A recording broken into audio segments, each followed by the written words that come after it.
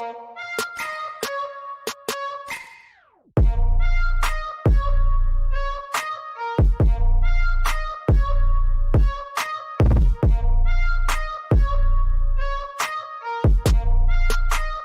every time they've tried to catch somebody in something, for the most part, it's been, oh, okay, next question, and then flip the page. Yeah, exactly. And They're the thing like, is, papers are flipping. Next point. and the thing that is We're crazy. live. Hey, we're just we were doing this behind the scenes, so let's just keep it going. We were having the whole show. We were having the whole Yeah. show. Yeah.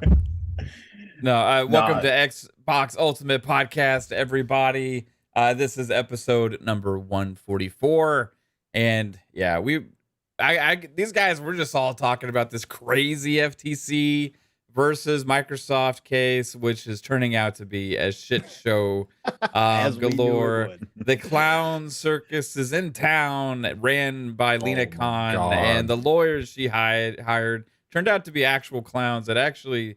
I don't know. Have they passed the bar? I don't know. They passed the Sony PlayStation bar. Do they know what a video game console is? Have they ever? No. Yeah, I mean, the questions that they've been asking have been kind of crazy. So let's just keep this going. What were you about to say, Psycho? Oh no, I was just gonna say, I was like, it was so funny. It just sounded like the FTC was coached by Sony, because everything was about PlayStation, not about the harm or ill content with this deal against American consumers. What this should have been focused on, because that's what that is about. A good point, because like that's not what matters here. Like the PlayStation shouldn't be protected, right? It's about competition for consumers, and like if they're only focusing on making a case about, oh, woe is me, Sony, the market leader in the market that they're trying to make a case against, then like, what's the point of that? Like, and that's why every single regulator except for the FTC has already dismissed that notion. So exactly. Now we're at this point where this FTC case, well, it could have been all about the cloud and stuff like that if they wanted to try and make it like that. They got him. They got him on that cloud, didn't they? Oh yeah. They brought up the Stadia guy already. Yeah. That was funny though. Like they bring up the cloud occasionally, but even that obviously is no case. But like focusing so much on PlayStation, it's so weird with this, man. And it's like I get, because they want to exclude Nintendo from the conversation, but they didn't. So they're like, let's focus on PlayStation they really being the main competitor. Which make it is they tried to dismiss Nintendo, and they just reeled it right back. Like, no, but we're third place because we're behind Nintendo and PlayStation. So it was so crazy. And now any evidence that this administration with the government, if they're trying to figure out if Leah Khan and the FTC had some kind of agenda with other with what they're going, like, this gave them like all the a huge pile of ammunition to be like, you guys, what are you guys talking about? Why was this all about Sony this, Sony that? And why wasn't this about, will this harm consumers? Will this harm anything? But it just like it was just like unbiased agenda was all laid out in front of. Well, they were just pointing stuff out, Psycho, that anything to stick, because they were jumping around different points every time Phil's shut down a point. They would just go to the next one because they don't want to be further questioned in that line. Well, they know they don't have anything to back it up with. I did like how the FTC lawyer tried to pretty much like get Phil under oath, admit that what was it, Diablo 4 or something coming to PlayStation. Yeah, he was coming to PlayStation's PS Plus, and the judge was like, "All right, that's freaking enough. Phil, go sit down.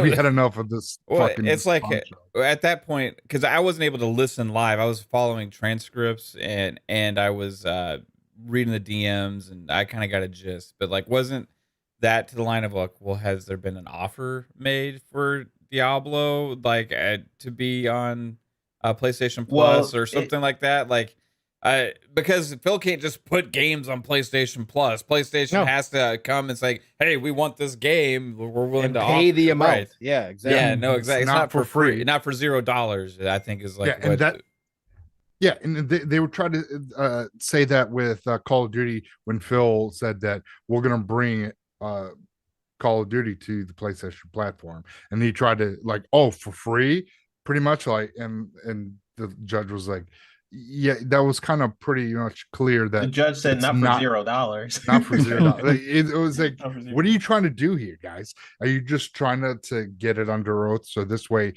they can be, oh, but listen, look, they said that Call of Duty can come to PS Plus for free and Diablo 4 for free, and it's like, no, that's how business works, you fucking idiots. So it was just a shit show. The last 2 days. I seen too many fucking idiots out there saying, "Oh, the FTC killed Xbox," and I'm like, "Did you follow anything that was said today?" Because I don't. Obviously, there's like such a small percentage of people that are seeing this that way. I understand that, but it's still, it's like you guys just need to get off this. There's a certain like mindset. Some people just always are gonna, everything they see, they're gonna automatically slant a certain direction. Right? Like it happens with politics, it happens with news, it happens with social issues, anything that anytime something happens, some people see it one way and some people see it another way, even if we're all looking at the same thing, right? But the thing here with FTC versus Microsoft, it's overwhelmingly obvious that most people are seeing how bad the case the FTC is making against Microsoft here. They are absolutely coming out here with lack of knowledge of the basics of the business. They are trying to argue, trying to set up gotcha moment after gotcha moment after gotcha moment, in which they are being slapped back in the face because they accidentally asked a question that worsens their case. Right. That's like the biggest no-no you would ever want to do, right? You would never want to go in and like, as a lawyer, you're trying to make a case and ask a question that shoots down your case, right? That you never want to ask those questions. How many times have they asked those questions so far in this hearing? It's time and time again. And the reasoning that's happening is because they have no case. So they're grasping at straws and they are trying to find something because they have no knowledge on what they're talking about. They're trying to, well, what if I can imagine they have a little lawyer huddle there. What if we ask them about this? Oh, good idea. What about console wars? You know console wars, Phil? Like, what?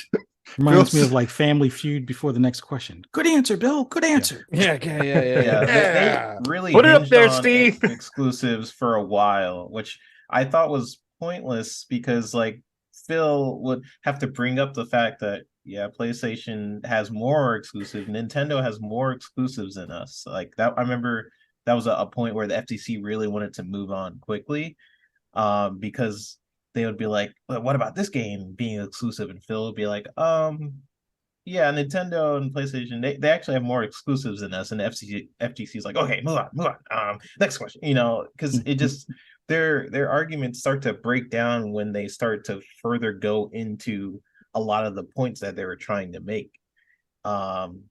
I think Phil was on the stand for a while. I think longer than any of the other witnesses by far. And a big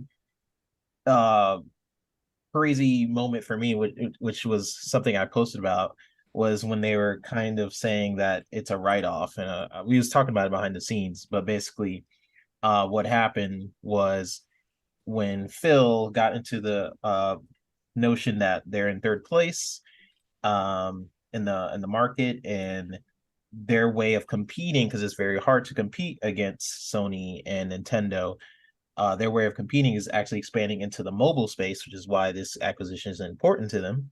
So what Phil was basically saying was like, that is our way of not necessarily getting out of third place, but competing in a different way outside of the console space. And the FTC was basically saying that so it's a write-off then, because you're expanding, you're not focused on the consoles. It's a write-off because you're not focused on the consoles, you're focused on mobile, so the consoles don't matter. It's a write-off. And that was an interesting exchange that I posted about. Like we're kind of talking about behind the scenes, but that was a insane moment where the FTC was, you could clearly hear that the FTC was just trying to get a moment of like a gotcha moment, but the it was like echoes in the room after that happened, just like, really? Like that's what you're trying to get at, that it's a write-off because they want to expand their mobile presence. Like, okay. It's an irrelevant question to anything that even has to do with the case as well. Like it doesn't matter. And it was a weird kind of like, so like it was a random thought that the lawyer had that he thought somehow have some relevance, but it has no relevance whatsoever, and it didn't even make any damn sense. So yeah. And the other exchange, which we were talking about behind the scenes, which Tolo, shout out to you for bringing it up too, was the one I was talking about, where FTC says they had just gotten done talking about the exclusivity, and Phil was explaining how hard it is for Xbox to buy exclusive deals because it costs them more money to do that than it does Sony because of their position in the marketplace and all that stuff. They had just gotten through that exchange, and the FTC said, so now you have $70 billion upfront payment that you're making for Activision, right? And Phil had to go into this and quote, no, when you acquire something, it's not a payment. It's like when you buy a house, you're buying an asset that has value. So it's really a transfer of cash into an asset called Activision that you believe retains the value that you acquired. So to try and characterize the $70 billion as somehow spent is incorrect. Financially, it really is moving $70 billion in cash into an asset, which is a game publisher that to us is actually worth more than $70 billion. So it's not spent. He had to explain the simple business. He had to explain what an acquisition is. Right. So when you buy a company, right, it's different. Oh, you weren't just paying for exclusivity of the whole company? The funny thing is, like, the FTC lawyer guy, it's like the same kind of argument that a lot of PlayStation fanboys are trying to make. Like, so you mean you're spending $70 billion for exclusives, right? And it's like, no, there's a lot more to this, right? They're not paying $70 billion just to keep games off of PlayStation, right? That's not what this is all about. That would be way less expensive if that was the only goal here, right? They are trying to make sure that games come to Xbox and stay on Xbox in a way that is also more affordable for them in the long run, as well as grow their market. And the growing the market is the biggest piece here. Because guess what? The market, as you've heard from PlayStation and Xbox and numerous people, has been capped in the console space for some time. Highest selling console ever was PlayStation 2 still, I believe. How long ago was that? Have we had a console surpass that yet? And Switch is close. Switch is getting close. It's getting there. It's a handheld. Doesn't count. Plus COD was it's an 8. It's a Gen 8 piece of hardware. Okay, it's not Gen 9. Regardless, my point is the Switch is a unique device that appeals to markets, right? And Phil explained that time and time again. Like, and the FTC attorney was trying to talk flops with Phil. Right. So how many flops does the Switch have? It was like, bro, you don't even know what that means. Are you kidding right now? Oh my God. How many flops? How many flops? And Serve asked a question. I didn't tune in the case, but was it true that the judge told the FTC person to sit down and then ask Phil if he would keep COD on PS under oath, PlayStation on under oath, and kill any FTC argument? No. Well, it's true that both of those things happened, but they happened at different times. So they were talking about Call of Duty specifically. And the FTC kept pushing it, and he was actually under cross-examination from Microsoft and reaffirming that they were going to keep Call of Duty on PlayStation. And the judge finally said, so, Mr. Spencer, under oath, you're on the stand here today. Are you stating that you will keep Call of Duty on PlayStation going forward? And Phil said, whatever I got to do, I got to raise my hand. I'm paraphrasing here, but he said, if I got to raise my hand, well, whatever I got to do, yes, Call of Duty will be on PlayStation 5 And going forward, other iterations of Call of Duty will also go to PlayStation. And then they reaffirmed it after the break as well, stating because the FTC said because he said PlayStation. Yeah, I think 5. initially. He said PlayStation 5. Yeah. And they said, Yeah. well, you didn't say anything about future PlayStation. So then they asked him again. The judge asked him again, and he said, yes, all future iterations of PlayStation will also receive Call of Duty. That's what happened there. Later on, the FTC guy had asked him about Diablo 4, right? And tried to get him to make a commitment to Diablo 4. The judge cut off the FTC attorney. And then the FTC attorney, just a short while later, proceeded to try to get Phil to commit under oath that he would put Call of Duty on the PlayStation Cloud. And that's when the judge said, nope, I've heard enough of this. You don't need to answer that. And then said, next witness, call your next witness. She ended it there. Hey, let's do some intros. Oh, This is a podcast. I almost forgot. We were just kept rolling what was going on behind the so scenes. much going on. Oh, I know. Hey, Jasper, what's up, man? Doing pretty good, I guess. Played a little bit of Aliens. Was watching Pong die by a butcher in Diablo. Nice. It was dumb. Me and Steel were playing. It was dumb. Oh, right on. Yeah. Oh, what tier dungeon were y'all in? Tier 35. That was 30. It was higher than that one. I think that one was like 37. I want to say maybe it was only 35. It doesn't matter. It was. Well, it his was like stream said 35. That's then all. it probably was. It Right. was 15 levels above me or whatever it was. Yeah, it was pretty bad. We both got killed, by the way. Really? Wow. Yeah. Okay, fun. Yeah. Psycho, how you doing? I'm doing really good. I had a phone interview today, and they're gonna call me on Monday. So it seems very promising. So That's I'll absolutely be, awesome, man. manager for GameStop. So Nice, Nice, brother. dude. Nice, Yeah. brother. Cool. Going back to some of your roots because you've done that before back in the day, right? So, yeah, I did it. That was back in the the Halo 2 night launches. That's how far back I worked for GameStop. So I got out and got into the steel industry, but now, I was like, you know what? I'm fucking into this fucking industry again. So let's go and let's get a better paid position instead. Yeah. Right on, man. Well, good luck, man. I hope it goes well on Monday. Yeah. Fuzzy, how are you? Doing pretty good. Also playing a good bit of Diablo as well. Not anywhere near you guys' level. I think I topped out at 66 before we got on the air. But yeah, I just learned today with Sorcerer about the enchantments. Like I've been playing without the extra Oh, really? stuff for this entire time. Holy shit.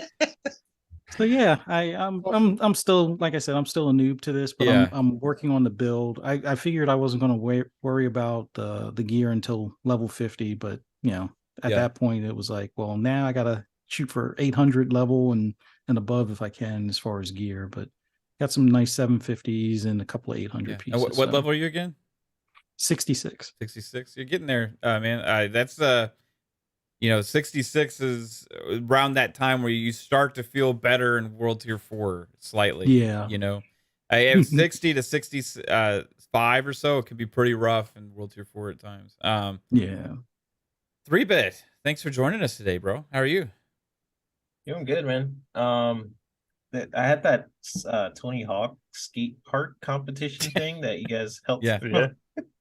Which I won the round. They're gonna have like 2 or 3 more or something.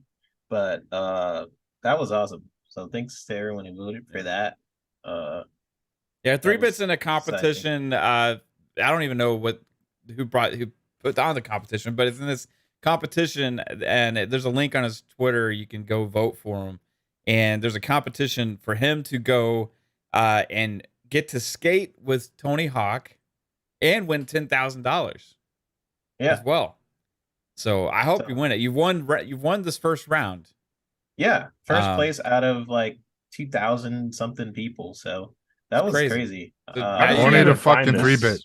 Only fucking 3-Bit. Just a bunch of friends, family voted. Appreciate everyone who helped. Because I remember I was in 200th place. I'm like, I'll never win this thing, and I won my bracket. I think there's like 4 other brackets, so they had to go against like 2,000 people. Weird. Weird. And now I'm going against them. 3-Bit's out here buying votes like Jim Ryan buys exclusivity. That's what he's doing. I was gonna say 3-Bit, you need to change your name on Zoom to where it's like one of those like American Got Talents, like vote now at 1-800. Vote for 3-Bit.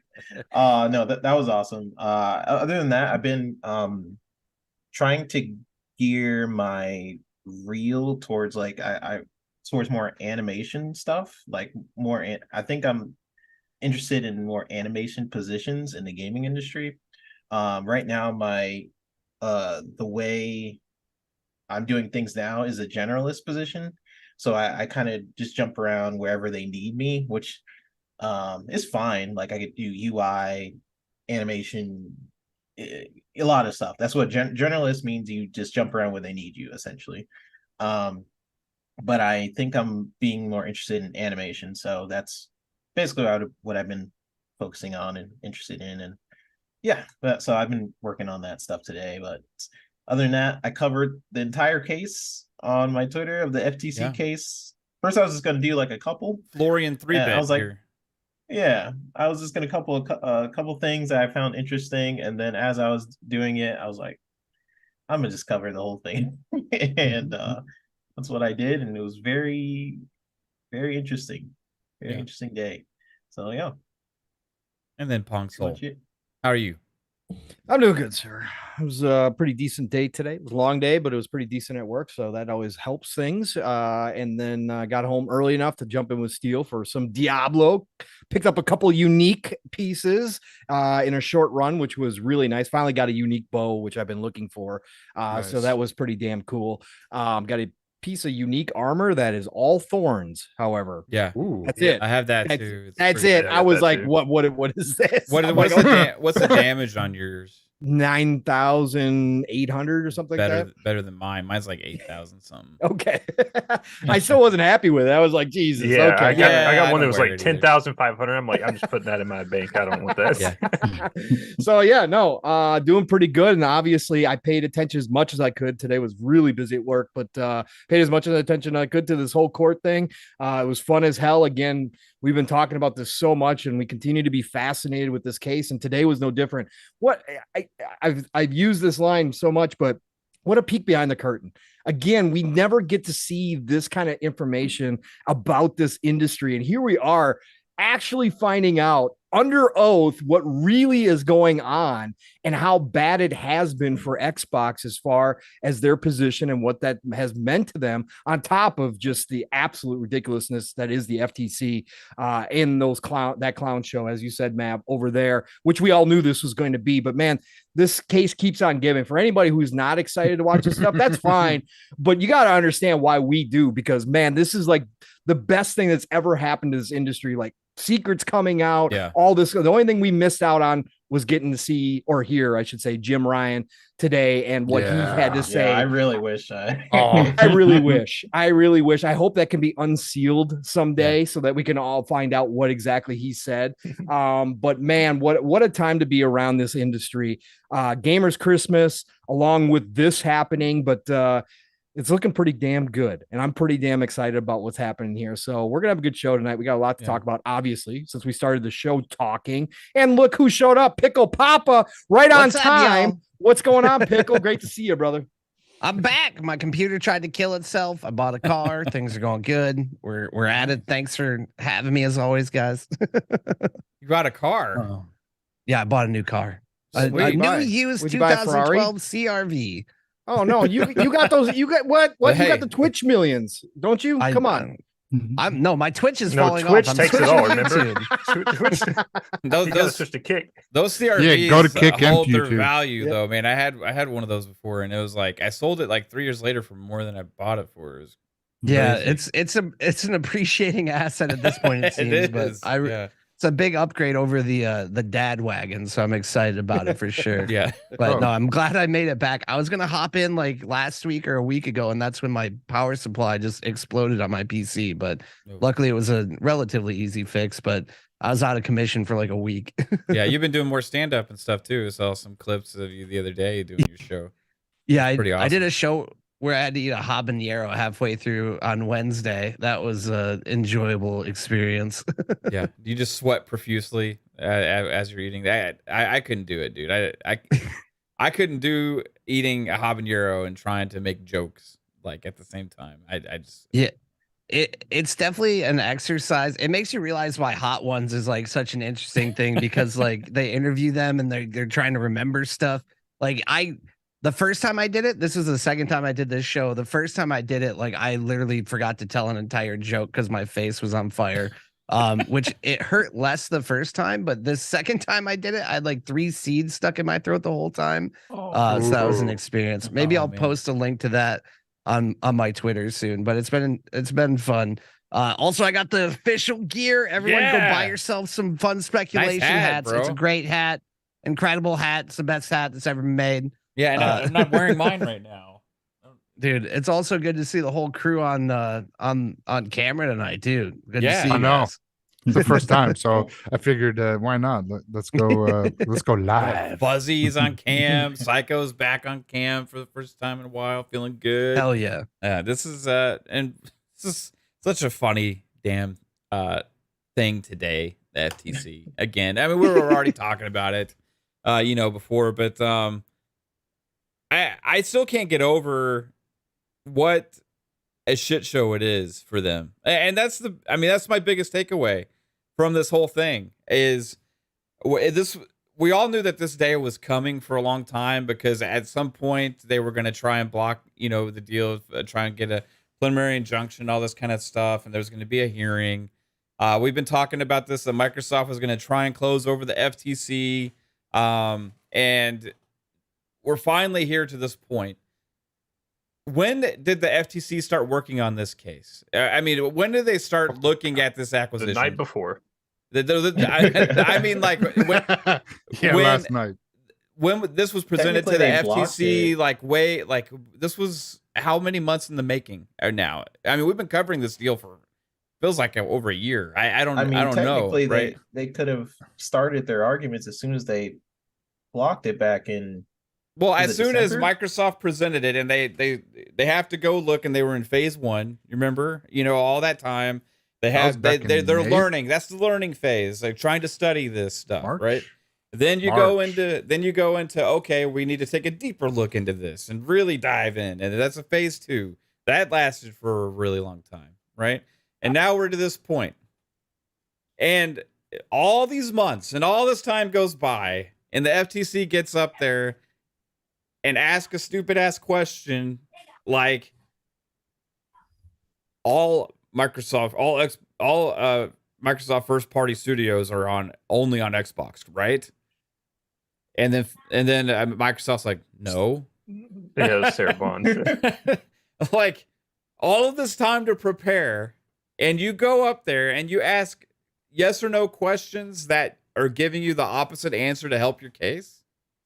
Like, what a shit show. And for anybody out there saying the FTC is killing it, that is like that's like imagine going up to like in a murder trial or something and being like, see where this analogy is going. Yeah, you were do you own a saw that you used to kill this person with? And they're like, no. Okay, I rest my case. Like, what the fuck? I mean, like it's so stupid. It's just so stupid. Like, I don't understand. Like, how does the FTC so incompetent? And I'm glad they are in this case, but in the rest of the purpose of their existence, this is worrisome.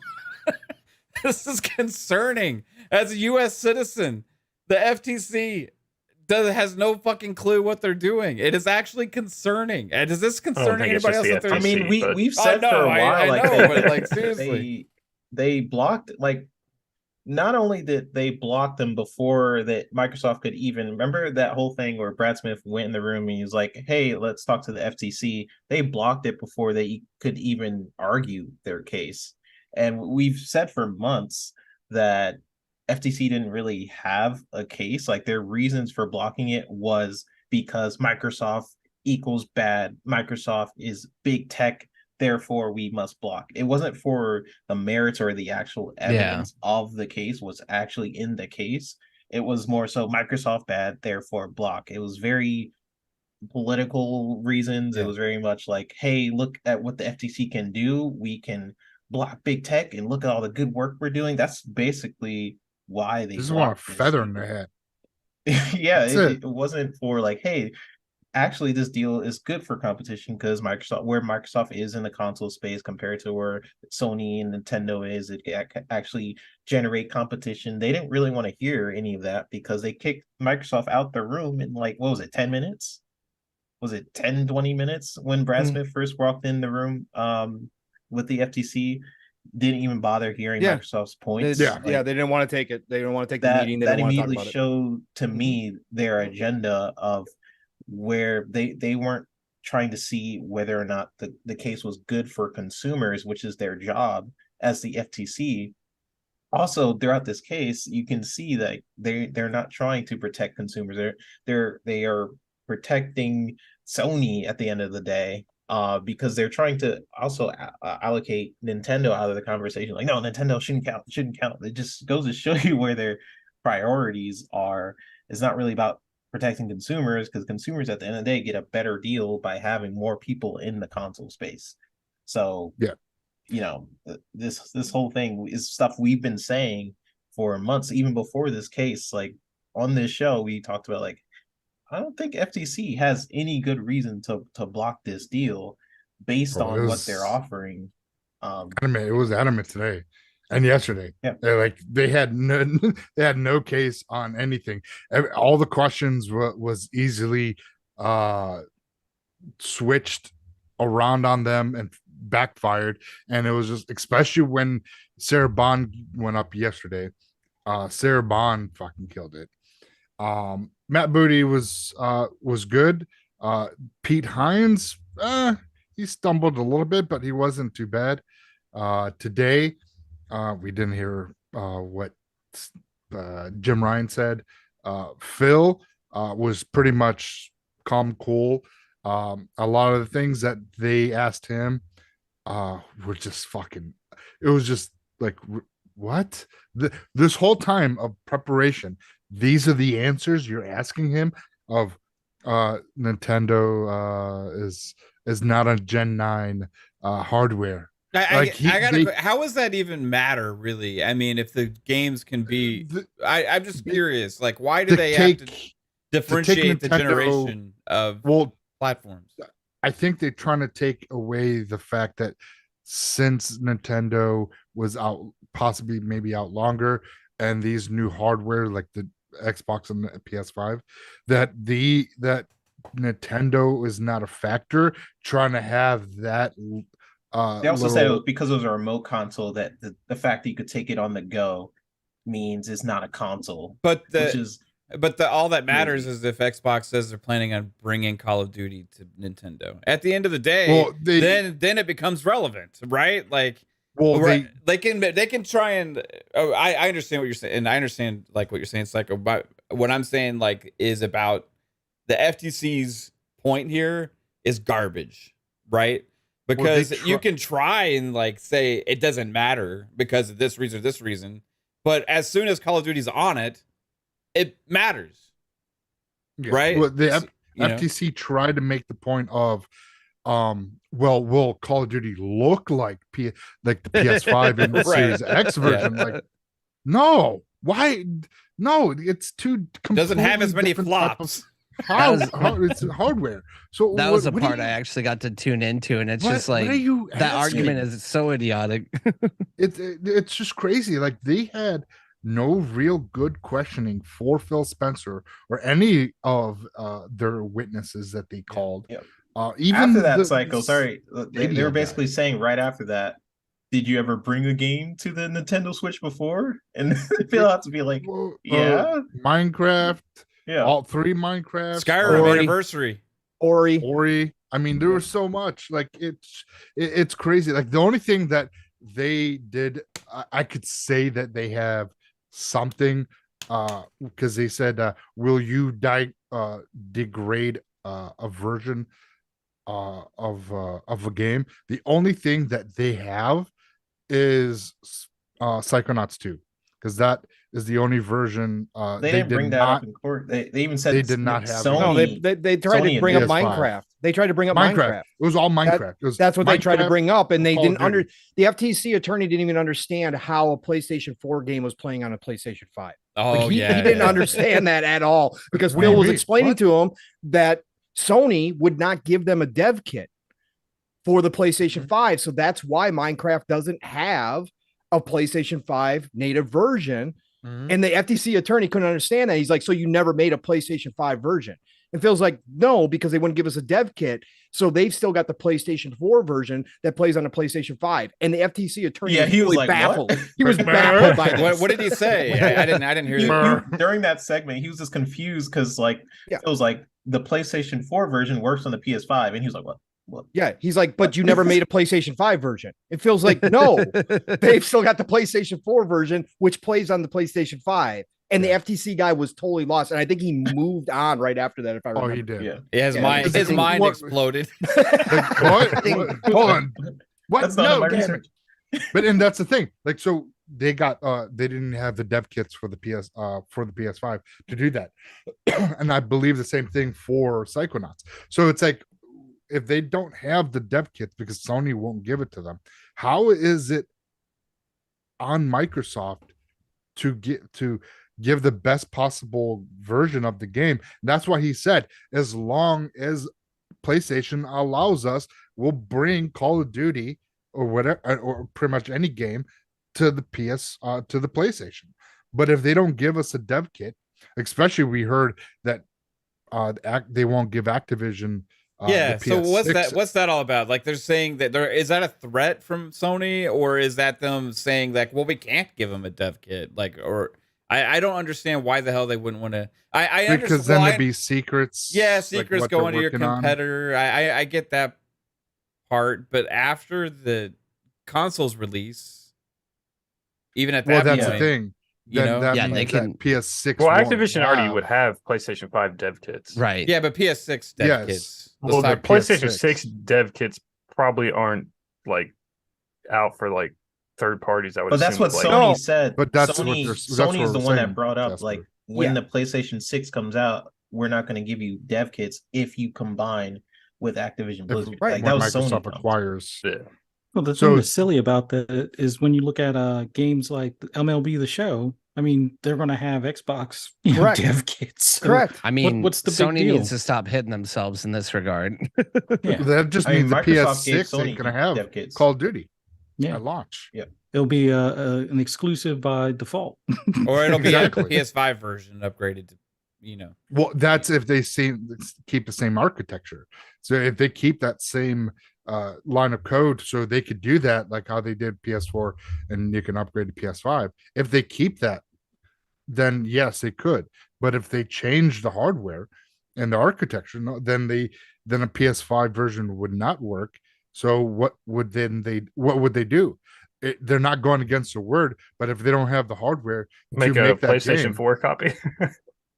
So they're just going to make a PS5 version, right? Because hey, we brought it to PS5. Just not their new console, because they're not giving us the hardware, so that's on them. Look, I understand, like, if you're in a console competition, not wanting to share your tech before release, because if I'm Sony, I would imagine you would want to try and be the most powerful console, or whatever, right? Mm-hmm. So you wouldn't want Xbox to be like, but Xbox has done it. We'll just make it better, Sony, man. Right. With MLB The Show but those consoles have already been out, right? So what I'm saying is, like, at once the consoles release, at that point, I'm sure though that they gave the Microsoft version. I'm sure that Microsoft and Sony, though, they know each other's specs through talking through their manufacturers, their console. AMD. It's all just bullshit. That's the problem with this industry. But we got top secret information that nobody else can know about. Like Microsoft is all of a sudden you give them PS6 devs right before it comes out, and all of a sudden Microsoft's going to be that's it. Scrap the Xbox Double X. We got to go back to the drawing board because look at this PS6. Like, that's not going to freaking happen. That's what Sony did. That's why they're worried. But that was because they were going to launch a year early. But I'm saying if they're both on the same timetable, that would never freaking happen. My God. Right. Well, we'll see if they're going to be on the same timetable. Yeah, we'll see. It looks like they're going to be.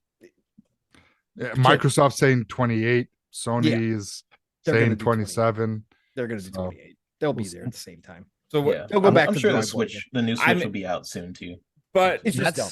But that won't matter. But that's They're fine. 3-bit because that won't be Gen 10. That'll be Gen 9. But that's fine. If they want to play that game, then all you do is Xbox, right? You make the version that you can make because we assume that the Call of what Duty they did with hits, Minecraft. We play right, and then you just say to Sony, "Fine, your PS6 version is going to be a year, 2 years late. Yeah.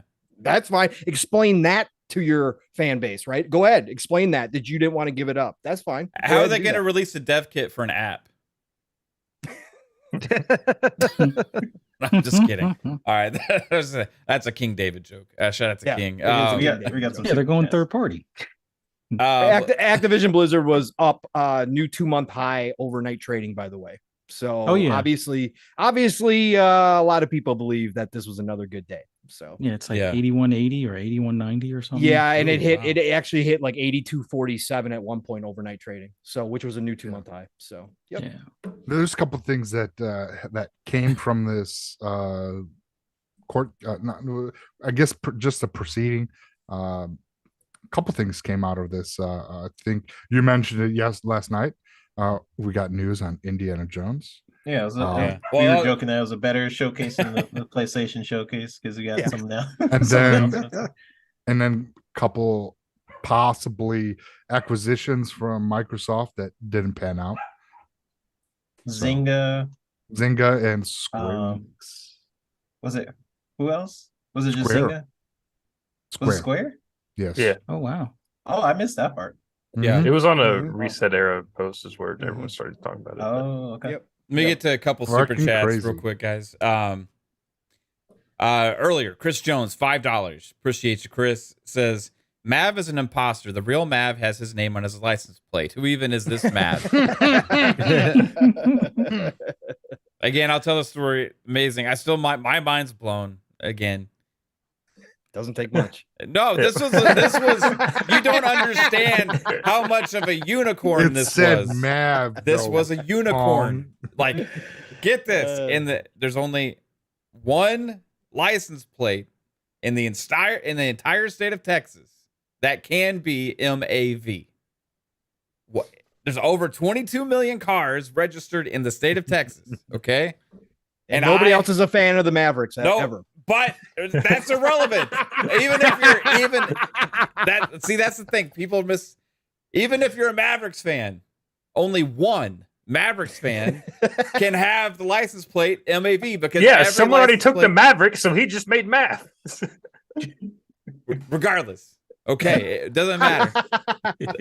It's a needle in a haystack. Even seeing a 3-letter plate is rare because people. They have only first come, first served customers to those plates. To actually get one that says something is even more rare. So you got MAV, the plate that just says Mav. Yeah, what if he's a Top Gun fan? Maybe it's not even Mavericks. Right, but they were Top Gun, Mav. You're just making my case even further. There's lots of different reasons why you would have a plate that says Mav. Correct. There's lots of different reasons, which means the chances go up that there's going to be one out there. Yes, I understand.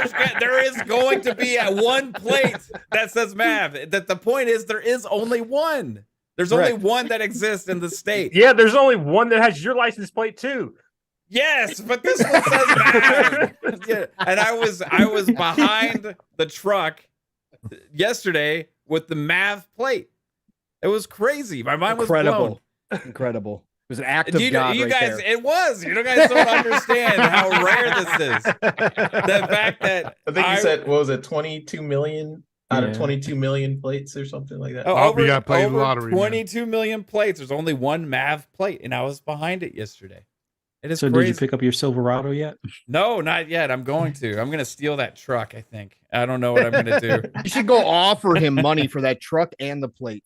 Yeah. I was saving up. Walk up to him and be like, "That's mine." I'm saving up for a PC. It was going to cost. I'll give you $2,500 for your Silverado. Is that a deal, sir? No, I don't think he'd take it. Yeah, that was still mind blown. Shout out to Chris Jones for that super chat. Jax82 with $2 says the FTC are killing it. Their case so bad. Yeah, their case is so bad. Chris Jones with $5 says, if I ever have to go to court, the fun speculation family are going to be my lawyers. Jesus. Well, we would be more educated. fucked, buddy. I feel like we would be better prepared than the FTC. It depends. If you have a gaming case, we're your guys. Okay. If I can say else. That yes. To 3-Bit's point though, I can say us as a group would investigate the case and understand more than what the FTC is showing that they understand about the games industry. But we would take it more serious. Fail at all of the actual procedural. Probably. Yes. Yeah. We'll be like, Phil's trash, and then we objection. You can't object now. Objection. I tell you, if I was there, I would be in contempt. I would just I would start letting F-bomb flies. Like, you fucking moron! Did you really just ask that question? Alvin with $5 says FTC's arguments were shakier than my PS5 trying to keep Final Fantasy 16's res steady. I'm playing through it, by the way, enjoying it, but performance is crazy. That's making me hold off right now. That's making me hold off right now. But I want that 720p. I don't want that 720p, bro. These games in the 30 frames, 40 frames stuff, like, what's up with this? I don't get it. I'll play when it comes to PC. Yeah. Let's go. Yeah, 26 frames. Pong's a PC guy now. It's running at Nintendo Switch specs. Right. Chris Jones with the $2 super chat says, King says there won't be a PS6. LOL. Yeah. The app. It's the app. Jonathan Clemente with a $20. Very generous $20 super chat. Appreciate you. It says FTC is embarrassing itself in this trial. They look like thugs working for Sony instead of serving the best interests of the American people. That's what they look like right now, because that's the only things they've been fed. And Sappho, that is a perfect description. The FTC sounding like a damn public defender. Exactly, Sappho. That's the level that they sound like they're on. I mean, I think at this point, FTC better call Saul. There was Saul was one moment fucking way better. Oh no, Saul would get it done somehow, some way. I mean, there might be some illegal happenings going on, but it looks like there probably is already with the FTC anyway. Booty Hunting Click with the $5. He's changed his name again. I appreciate you, Vic. It says Starfield is going to blow your mind if this made you this hyped. For sure. LeBurn 98 with the $5 Canadian says, I can't believe the FTC leaked the new Forza Horizon expansion, Forza 76, at the trial. Is that something that happened? No. Okay. It did not. Forza 76 would be amazing. Let's go. No NPCs. Gaimsharc with $5. Appreciate you. Says, sup fellas, been playing Elite Dangerous in anticipation for Starfield. Also, great FTC getting slaughtered, right? Meow. Hashtag Mavs Dodge Neon. People are saying you're driving a Dodge Neon. Oh man, I love it. Elite Dangerous is gorgeous, by the way. Yeah, I haven't played it. It was on console for a little bit. I did check that out, and then they took it off, I think. It's still on there. They just stopped updating it. They stopped updating it. Yeah. Okay. Yeah. That's pretty cool. Joey Phantom Kraken says it did happen. Phil corrected them. He said like Forza 76 or something like that. I missed that one. That's awesome. It must have been when I was laughing. Forza 76. What about Forza 76? And also the FTC attorney today, even though they brought it up yesterday and discussed it, today's attorney, the dude, didn't seem to understand that Redfall was a Bethesda game. So even though they used it yesterday in questioning, like this is where they're at. This is how inept they are. You were questioning the guy that runs Bethesda's marketing. It's not a Bethesda game, but we're gonna question the Bethesda guy about the Bethesda game. Correct. Oh, the lawyer thought F76 was Forza, but Phil had to correct. Yeah. Oh yeah. Oh, that's great. All right, and then Tom from Toonami with $5. Appreciate you. Tom says, when the FTC said, so it's a write-off, all I could think about is the scene from Schitt's Creek, LMAO. Oh, my God. I appreciate you guys. All right. Hey. Dun, da, da, da. Dun, da, da. Yeah, so Indiana Jones, another little extra little showcase announcement happened yesterday about that being actually exclusive to Xbox, which was a question a lot of us had been posing for a little while. Yes. So that was interesting. Psycho, I think you were saying for the longest time that you thought it was going to be exclusive, right? Yes, sir. So, how do you feel about Indiana Jones? Is this the Spider-Man for Xbox? In the case of known IP, yeah. With the older casuals that know who Indiana Jones is, now they got a movie that's coming out that will now then younger people. It's out already, right? It comes out the 30th, I think. Oh, I thought it was out already. No, not yet. So now the younger generation's like, oh, there's an Indiana Jones movie. Their parents are going to want to watch it. So it's not going to get to the level of hype like a Spider-Man because it's comic book. Right. But if this is done well and they do it to where, I mean, Tomb Raider was based off of pretty much the Indiana Jones lore. Not, well, I shouldn't say that. With Tomb Raider and Uncharted were both Uncharted. Yeah. So those two games are very well received within the gaming community.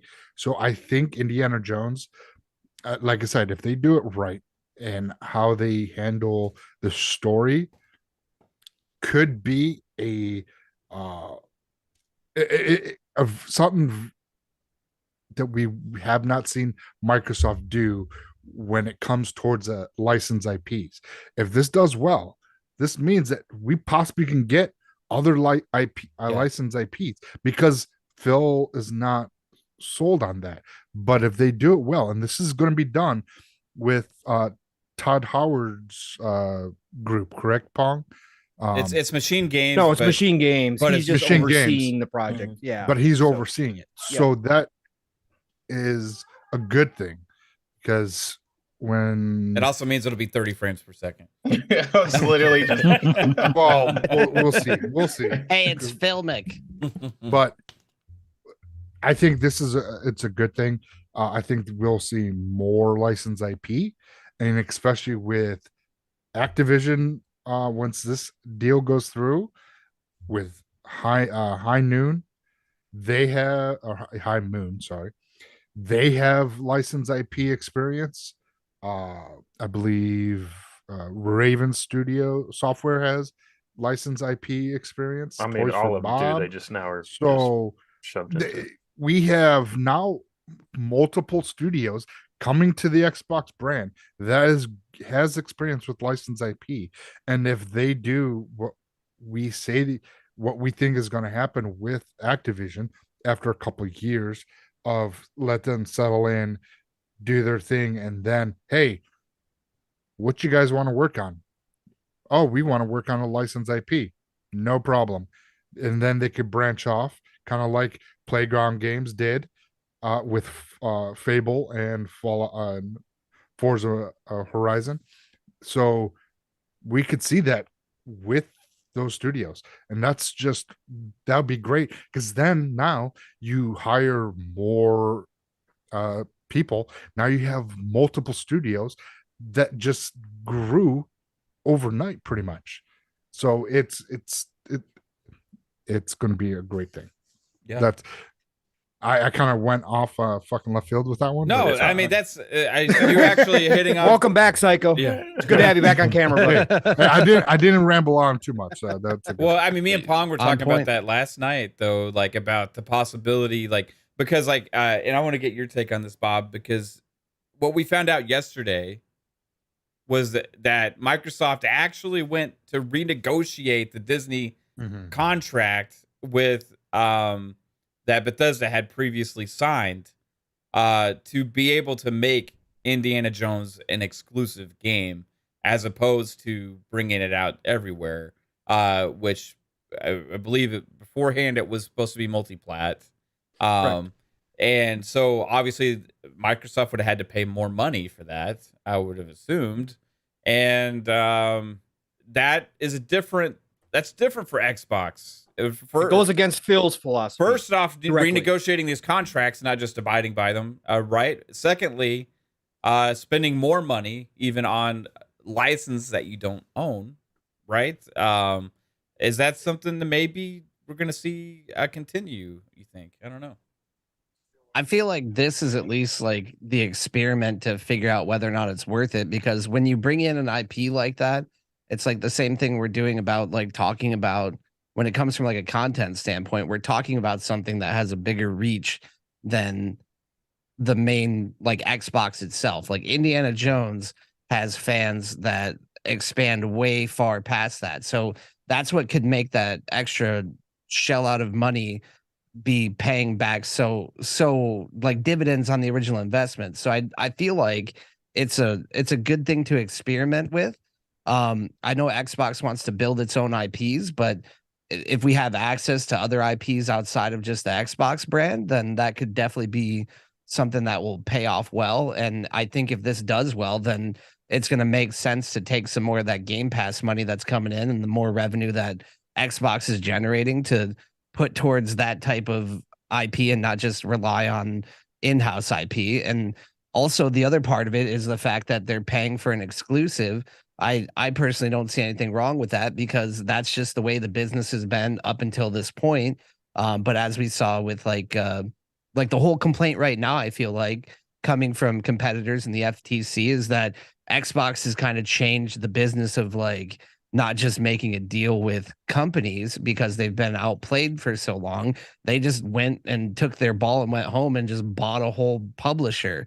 And that's what's ruffling so many feathers right now. But at the same time, if that's what keeps people from making exclusive deals, and I think it's ultimately good that they're finding a way to become more competitive. And I would love to see more licensed IP with the Xbox brand. Yeah. And especially, I guess, when you take some of those games even out of those deals and you still make some games accessible on other platforms too, right? Like they're gonna pick and choose what makes sense, it seems like, for exclusivity and for multi-platforms based on what's best for Microsoft, right? And yeah, I feel like that's if you have a brand as big as Indiana Jones, it's like MLB with the show. They told PlayStation, like, you're the biggest game in town, but we want to be everywhere.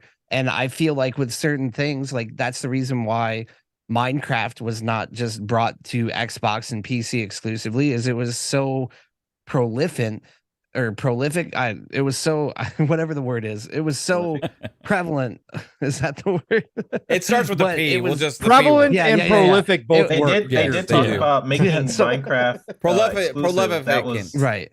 That was a big part of the case. They were talking about making Minecraft Dungeons exclusive. But they decided against it. Yeah, they ultimately didn't, because when something is a certain size, like you can't just, it doesn't make monetary sense with certain titles to just leave it on Xbox and PC. There's some things like Call of Duty that are going to sell so much that it's worth it to spread it elsewhere. Like with Bethesda, I feel like it makes more sense that their titles might stick just to one console because they literally started just with Xbox and then expanded from there. But I mean, at that point, I feel like it's smart that Microsoft is making the decision to made the decision to buy Bethesda so we could have Starfield, because it would really hurt the business if that was only on PlayStation. So now we have it on Xbox. And that was a bombshell to find out that, I mean, they were trying to Sony was trying to make Starfield exclusive, right? Right. Yeah, that would have been that. Well, the thing is like that I don't get, and you can tell like the FTC doesn't really pay attention to this, and I don't want to be ultra nationalist, but it's like, it's an American company, which yes, here we have 50-50 basically, but like they're trying to like give more ammunition to Sony when basically like Sony's complaining about getting foreclosed on when literally their strategy has been foreclosing on Xbox for like the last entire console generation. Yeah. So it's like, what is Xbox supposed to do? They use some of that Microsoft money to go out and just be undeniable and buy entire publishers, because that's what they had to do to compete if they don't want to just become an app. Right. And they also are going to be able to expand into the other markets, right, as well with that. Yeah, exactly. And that's even potentially much bigger in the mobile game space, is you can reach more people, and there's probably a lot more money circulating with microtransactions and everything else.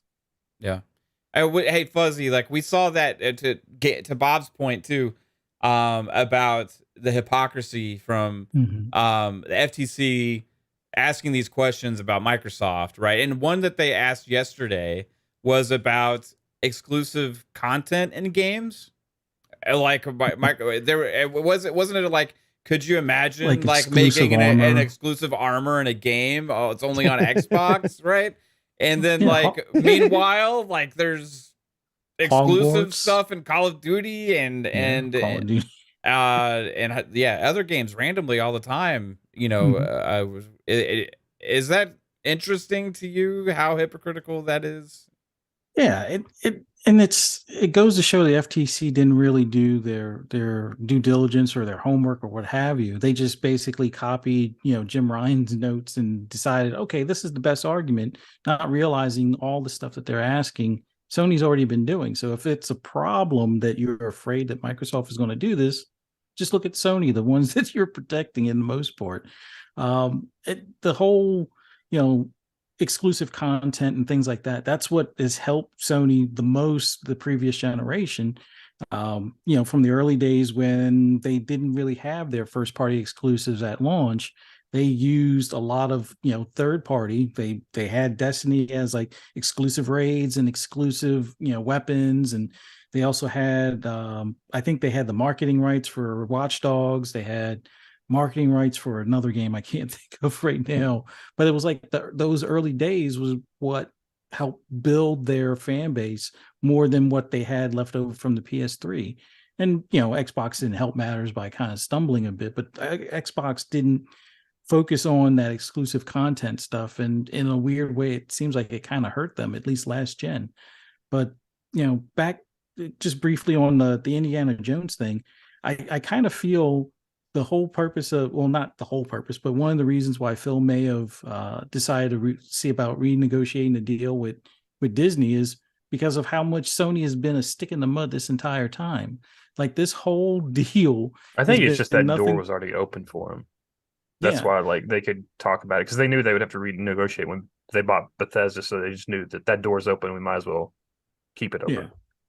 But it just feels like these are things they wouldn't have done in like the previous, they didn't with KOTOR, right? Like they were approached by we came out before that they were approached by Asper or Inspire, whatever the fuck their name is.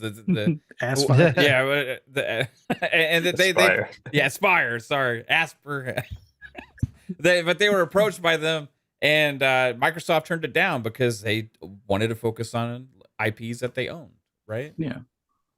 That's why I don't have, like, even if Indiana Jones is like the biggest game, I don't see them branching outside of either another Indiana Jones. Like, I don't see them going and being like, oh, we want a Star Wars game now. Like, but here's the thing. They would. If it's a massive success, then at that point it's like, well, shit. This brought a lot of people to our ecosystem, and it's different too, I think, Jasper, now, because beforehand they were only as focused on selling their games, right? And now the focus is on bringing people to an ecosystem for subscription. So whereas like Netflix or Disney Plus and all these things that have, you could have different stuff come in that's like a licensed thing that's even there that they may not own or whatever. And if it brought people to subscribe, you may still be able to keep those subscribers to the ecosystem. So it's a little bit different, I feel like, than just like having to own the assets. That way you make sure you control it, because if it brought those subscribers in, they may be able to maintain those subscriptions still. And also, Matt, to add to that, I mean, right now Microsoft is in the mindset, at least from that last kind of funny interview, they're in it asset where if we make good games, I don't know if it'll still bring people to the service. And so I think having a game like Indiana Jones be successful would be beneficial to even Disney, where yes, Indiana Jones it's a good IP, but it's still not as big as what you're saying, like Spider-Man or something like that. Yeah, I mean, so it's beneficial. The average age of Indiana Jones fan is probably like 60. Yeah, it's like it's beneficial for Disney to kind of like gauge it, just to be like, yeah, let's let Microsoft do it. It's only beneficial for them. They're like, yeah, let's make our IP better, and then Microsoft does a good job. They could keep pushing that. to sequels and stuff. I mean, there's Spider-Man 2, right? You know, Sony definitely negotiated to make multiple Spider-Man games. I think this is the third Spider-Man game so far. I thought it was interesting that Microsoft kind of came in and was like, no, we're making this exclusive now, just based on their past contract deals of what. Yeah, I think done, I mean, Deathloop and stuff. It all just comes down to, I think, when Microsoft's negotiating, like, can we keep this game on our service even if like the license expires and stuff like that? Like, maybe the license things change for subscriptions now. Yeah, well. I think that's what I'm saying. Like, honestly, I just think it was early enough for them to be able. Yeah, that's what I'm saying. Like, if they continue going down licensed property, I think they want to make sure that they will always be able to have it on their ecosystem. Where like in 2 years they'll have to pull it off because that license expired. I think they want to. If they do this, they'll make sure that it's going to be on there for an extended period of time. Yeah, at least like 5 to 10 years, somewhere between there, instead of like 2 or 3, right? Shout out to Jonathan Clemente again with a very generous $10 super chat. Says, just discovered you guys tonight. Keep up the great work. I play on PC and Xbox, but can't stand how Sony does business. I feel like they just don't offer the value that Game Pass does with the day ones. Well, that day one thing is the X factor. That's why games the Xbox Showcase hits so much harder, even on the third party front. Some of those third party games being their Game Pass day one, and all those first party games that we saw, obviously day one. It just increases the value of the ecosystem. Yeah, that's the difference between the Sony showcase or other showcases to the Xbox One, is the third party games. Like, yeah, I might try that out. How much is it? $70? Oh, never mind. You know, that's essentially. Yeah, we got so much stuff to play already, right? Like, it's hard to get my money right now for a game.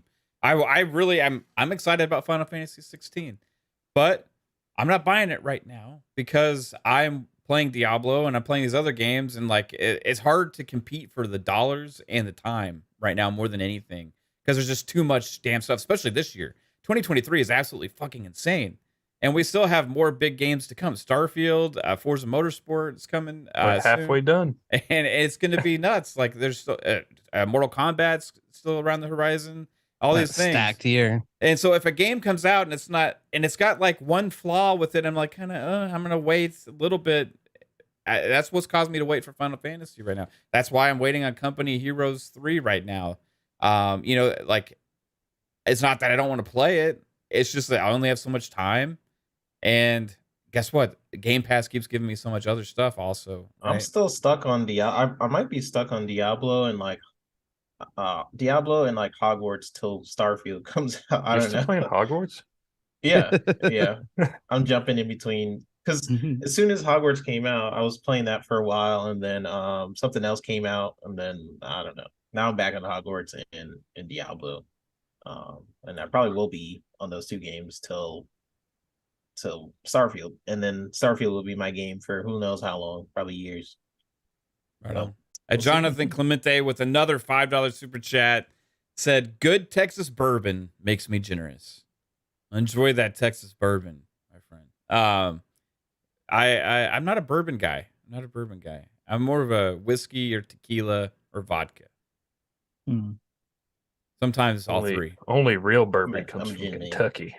Only real bourbon. Yeah, you live right down the street from the distillery, don't you, Jasper? Yeah, I mean, they're in every fucking county here. There's more bourbon than people. That's that's a fact. There's more barrels of bourbon in Kentucky than there's people in Kentucky. That's just because they turned all those Prohibition era moonshiners into actual distilleries once it became legal in Kentucky, probably. Hitman with the $5 super chat. So that's why I think Microsoft might hit up WB Discovery and offer to buy the video game rights for DC and MK if Indy is a hit. Well, who knows what's going to happen next after ABK. ABK looks like, I don't know what's going to happen, but the more that FTC shows up and asks questions that are helping Microsoft case, I feel like it's got a better and better chance of this deal closing. I feel like their biggest enemy is time, honestly. Like, obviously they can win this case. It's like the FTC doesn't have much of a good case. Maybe someone could clarify this. I'm confused on the CMA timing, because I know they are going back to court with the CAT tribunal for the CMA. I just don't know the timing of that because they're trying to close the deal by when, 18th of July. Yeah, so that's coming up, and I think that wasn't the cat case after that or something. So that's what I'm confused about.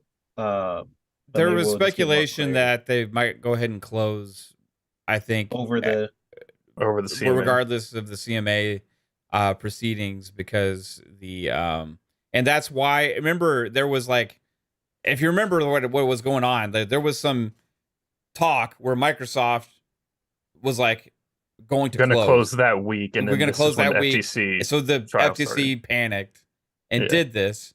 And some were saying, well, Microsoft planned to just throw that out there to get the FTC to do this, so that way they can go ahead and go to trial and get that over with. So that way the CMA is the only one left standing, and with the cat, because that they can probably maybe come to some form of agreement between the FTC, with the CMA maybe, and what's going on there between SCMA and cat. There's more likely to be some kind of a resolution there, maybe a another concession or a some kind of a deal put in place. I don't know. That's the vibes that we're kind of seeing coming out from the UK right now. Kevin's right. Sorry, that's pretty big. I didn't realize that. But the CMA said today that we have now revised our provisional findings considering new evidence we have found. Like the FTC case. Wow, I that was for missed that. Copart Finder, like an auto parts company and another auto parts company merging. And I think the spotlight being on the CMA and pressure, they found some new evidence to kind of be like, we need to take some of this heat off and just get some of these deals out of here. I didn't even see that today.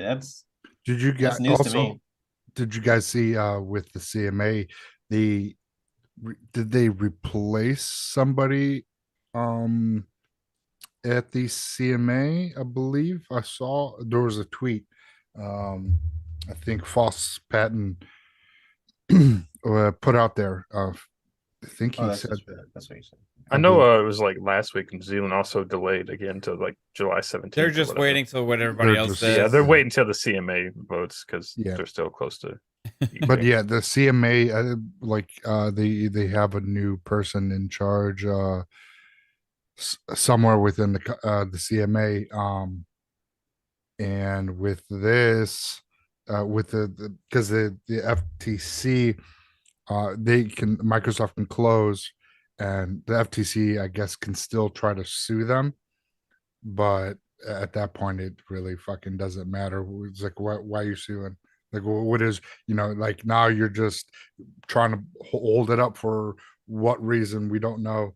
And then with the CMA, with this and the couple, what Three-Bit and Fuzzy just said, they could definitely, we found some, we messed up, like we did our math, and guess what? We approved. They'll probably wait as soon as the FTC thing clears. Yeah.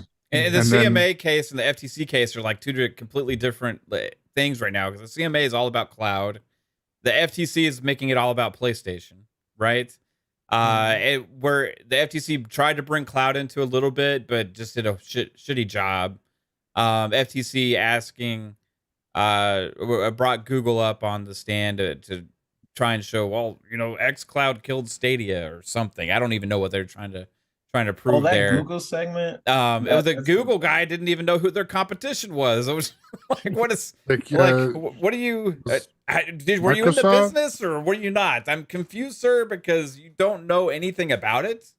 Apparently, I wasn't part of Stadia, and that I was in accounting. I don't know why FTC brought me here, but they had to dig him back up from the Google graveyard. That was a weird, to me, that first off, the Google segment was the shortest part of today's case, and it started to show why when they started asking him questions, because he was kind of damaging FTC's side of things, especially when they're every we consider the FTC brings up or talks. The FTC's damaging themselves. Yeah, so they were, but Google's especially, because he was basically saying that the cloud market, we are competing with consoles, and that's not something that they wanted to hear necessarily, because that destroys FTC's one of their arguments about the cloud, and also the CMA's argument about the cloud, that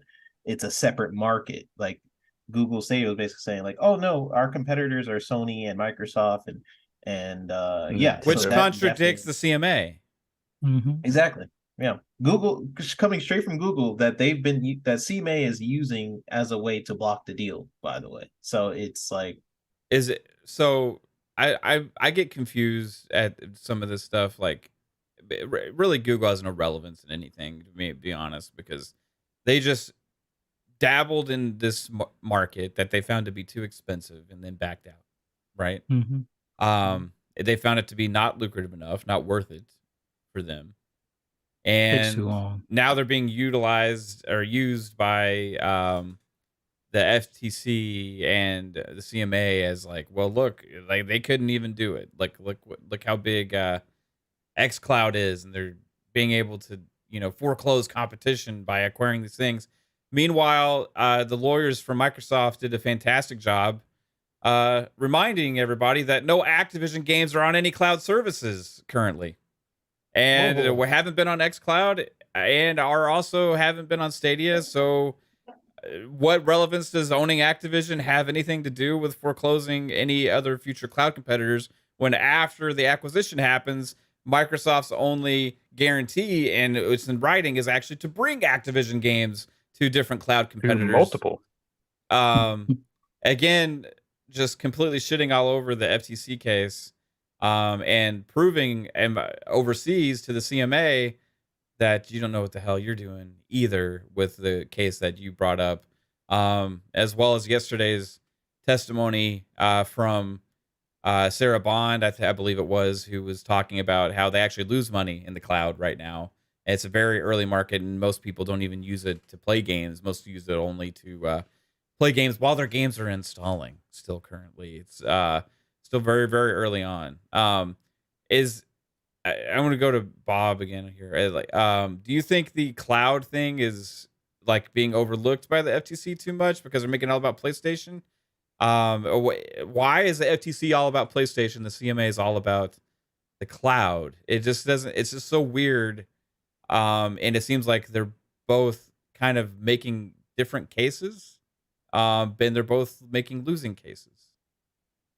I mean, I feel like in a way the FTC maybe wasn't in a hurry to get their case together because they probably thought that it was going to go away and that they were going to be able to just easily like let everyone else make a decision. But it seems like they just decided to block it because Microsoft big and Microsoft needs not to grow, like when really the more you look at it with this specific thing, the gaming market, like entertainment in general, whether it's content or streaming or whatever, like entertainment is one of the first things to go when you reach a point of recession. So there's going to be companies in this space, like we've all seen it in the gaming space, especially after COVID, who've had so much trouble that basically there's going to be consolidations in the market. And not only that, you have like Sony proving that they're going to be paying for exclusivity if Microsoft doesn't do anything about it. So if they still want to have a console business, they need to make acquisitions and do things like this. But basically the FTC and all these other people blocking it are just blocking it, it seems like, on the basis that Microsoft is one of the biggest corporations in the world, and the size of the deal that they're making just is disproportionate and record breaking to where they feel like they need to block it. But at the same time, like the CMA went from the conclusion that, oh yeah, console's not the big deal, the cloud is the potential market, but no one understands the cloud market right now because it does, like Sarah Bond said, it's so early, it doesn't really exist. There hasn't been a player in the cloud market that has successfully let it stand on its own. And I feel like Xbox has it figured out in the way it's positioned as part of Game Pass, where it can be something like it's an option. It's an option for the consumers. And like the way that their platform is built, I do feel that it can grow into it's into more of a thing that you can play on the go or do more significantly. And Sony is also proving that with like Project Q that they want to do some sort of remote or cloud play, but they haven't necessarily made a cloud play. But essentially it's just, I feel like it's going to be very quick that we get through that portion where it's like, yes, Xbox does not have as much competition or as much of a competing edge against Sony. But the cloud is still going to be the sticking point because like they even brought up the Azure servers and had to be corrected on that because it's actually Xbox Series X's that are in the server racks that are serving the cloud space. Like it's not like Microsoft is utilizing, because I mean a server probably can't even play games. Like it's designed to store data and basically be a hard drive and host websites. It's not designed to be like a graphics processing unit to serve an interactive video like an actual console is. So like I don't understand necessarily why the deal is being blocked based on a market that doesn't exist. It just seems like no one has done their homework, and the FTC because they just wanted to block it based on whatever, and that was what they felt was the best case to block it on. Yeah, they want to pull some fire alarms and be like, hey, this is a giant deal from one of the major corporations in the United States and the world overall, which I mean, I always say like, hey, I don't want to be here like going to bat for a mega corporation, but I mean, at this point in time, like Xbox is proving that they are willing to innovate and be competitive, and they're not being dragged to change. They're following the change and making the change happen, where Sony is literally resting on its laurels and basically being defensive. And they were the first. I really feel like the reason behind it, and this is just going off of a hunch or an inkling, which I don't feel like I'm usually wrong. And I only speak out of my ass when I'm trying to joke around, but it's like, it seems like PlayStation is just the first one that got through the door, and they, instead of, they couldn't buy exclusives, so they put money into lobbying, and they went to the biggest authorities that would be able to slow this deal down or possibly knock it off course Sony. And lobbied against it. FTC and CMA have been blocking deals from other big tech companies, so it's not just Sony paid them off. But they're listening.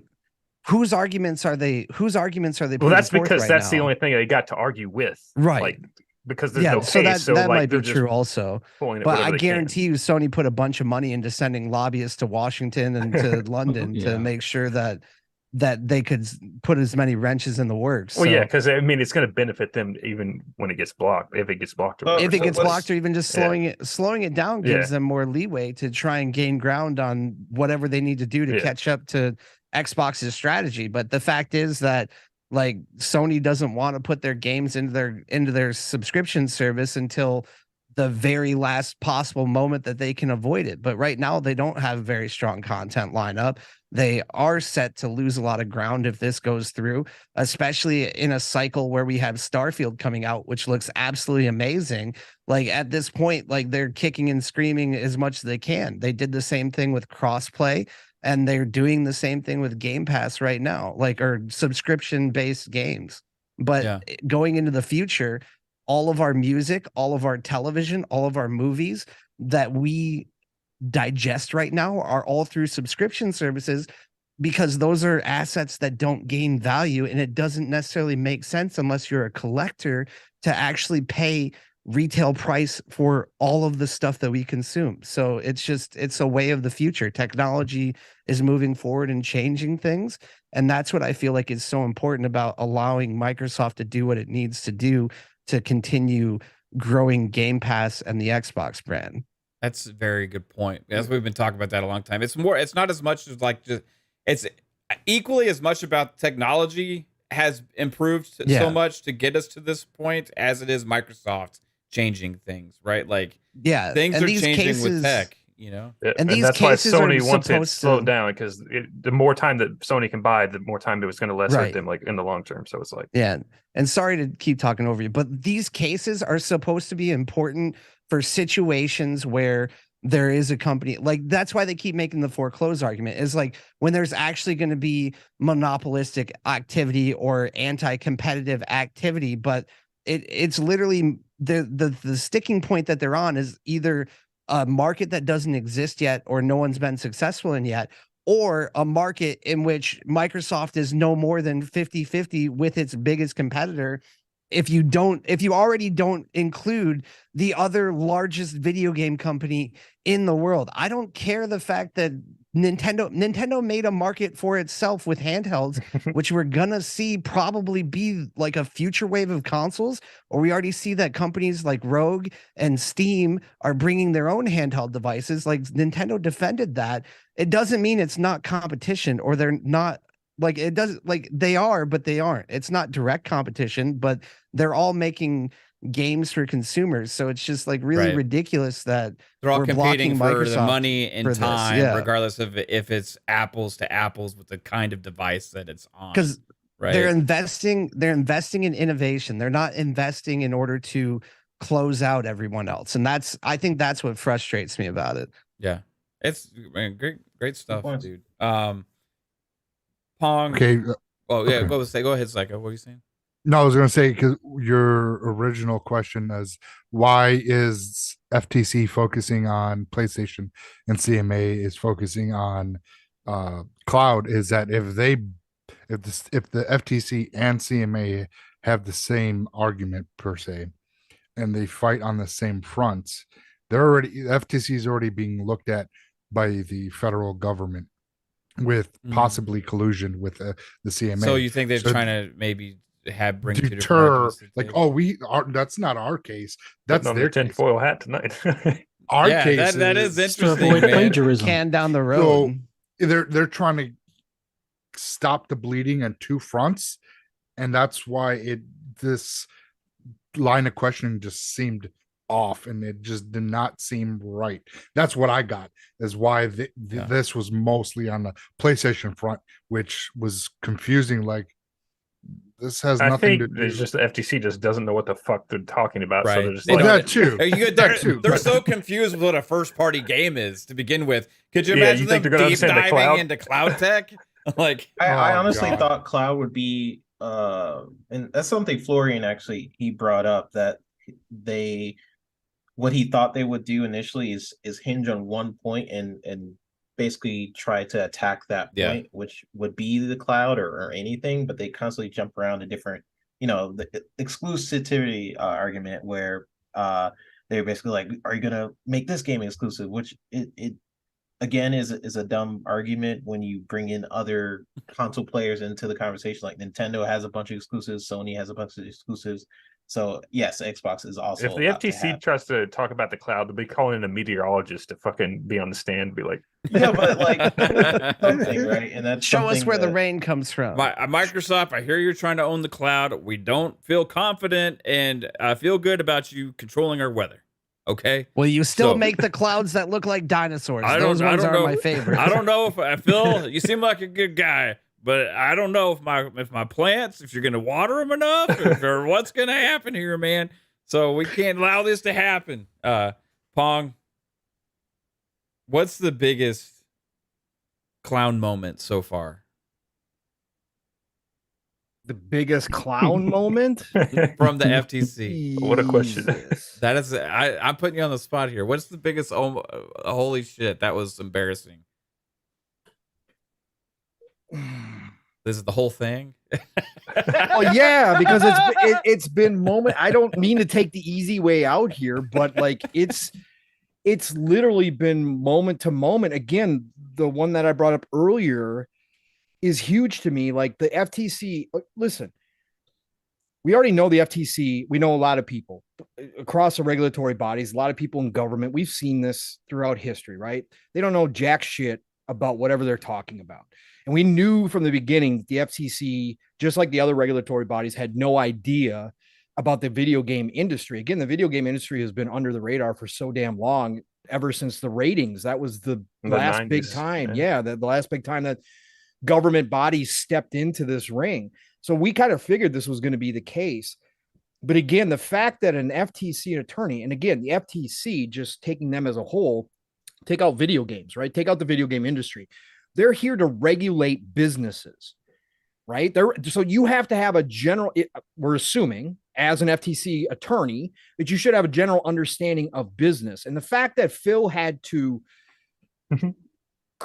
the fact that Phil had to explain to the FTC attorney the difference in buying exclusivity and actually purchasing a company, acquiring a company, and how there was a difference in what that money was going to today, when he had to explain that obviously $70 billion wasn't just, it's not buying exclusivity. You're actually purchasing an asset. Well, that's across all business. So the fact that the FTC attorneys seem to not understand this concept really, again, to me, is probably the biggest clown moment if I had to point to one. And again, that's under the radar because there's been other ones, again, when he was trying to get Phil to under oath say that he was going to cut a deal with Sony to get the Call of Duty on their cloud. Like that, again, you could point to that one as an easy one too, just because that's ridiculous. That's like them negotiating a deal for Sony while Phil's on the witness stand. Like what governing body does that? But I just think if you take the video game industry out of it and you don't understand any of that, that's fine. But from a business standpoint, from a body of people that are supposed to be governing businesses across all industries, when it comes to mergers and acquisitions, for him not to understand the difference between paying for exclusivity and actually going out and buying a publisher and what that meant on a monetary level, that to me is utterly embarrassing. Like I can't believe you could even stand anymore and ask questions after a CEO had to explain that to you. Like that to me is ridiculous. You literally just don't know your job, like what you're doing at that point. Right. It's like right. You're admitting ignorance completely of the whole idea of just business in general. Like what? That part to me blows my mind. Yeah. And there looks like someone paid their way through school. Right. No, and they're supposed to, like, why is he talking macroeconomics to you, discussing how financially this works. It's like when he when he did the whole comparison with buying houses and doing acquisitions, and it's like, the fuck, this is your job. You're supposed to know this. How the fuck do you not know this shit? Right. Exactly. How do you not know this? And this is just a judge deciding. There's no jury or anything like that. So it's not like normally I could see the reasoning behind it if you're trying to get the jury on board, but it's just the judge, and the judge has already seen the case for the whole, fanboy case thing. So it's like, what was the last thing that happened with that? Was it completely thrown out yet? Or it got crushed. Okay. Yeah. This judge threw it out. And Rainbow in the chat, so they can't redo it. They said, what is it, like with prejudice or something like that prevents them from ever bringing that case back to court, right? Something like that, yeah. And Rainbow in the chat, I agree with you. I can't wait to see Satya and Nadella on the stand. Yeah, like they're having problems with everybody so far. You get a dude like Satya up there, my god, that's well-educated Indian man. No, it doesn't matter who. Just saying that the head of all of a $2 trillion company is now going to be up on the stand. The man who talks about things across a wide spectrum, right? All the businesses underneath Microsoft. He has to know the ins and outs of all of those. And he's proven it time to time again when he gets up on stage or he's in an interview. This man knows all of it like the back of his own hand. And now you're going to try to question this guy? Man, I can't wait for that. Yeah, let us compete. He's going to dance around their questions and slap it right back at them. And if they ask the kind of questions that they've been asking so far, he's not going to have to dance around. He's just going to be able to say, why would you even ask me that? That's a horrible, moronic question. You want me to try and ask myself a better question? I will. I'll try and do your job for you, you fucking moron.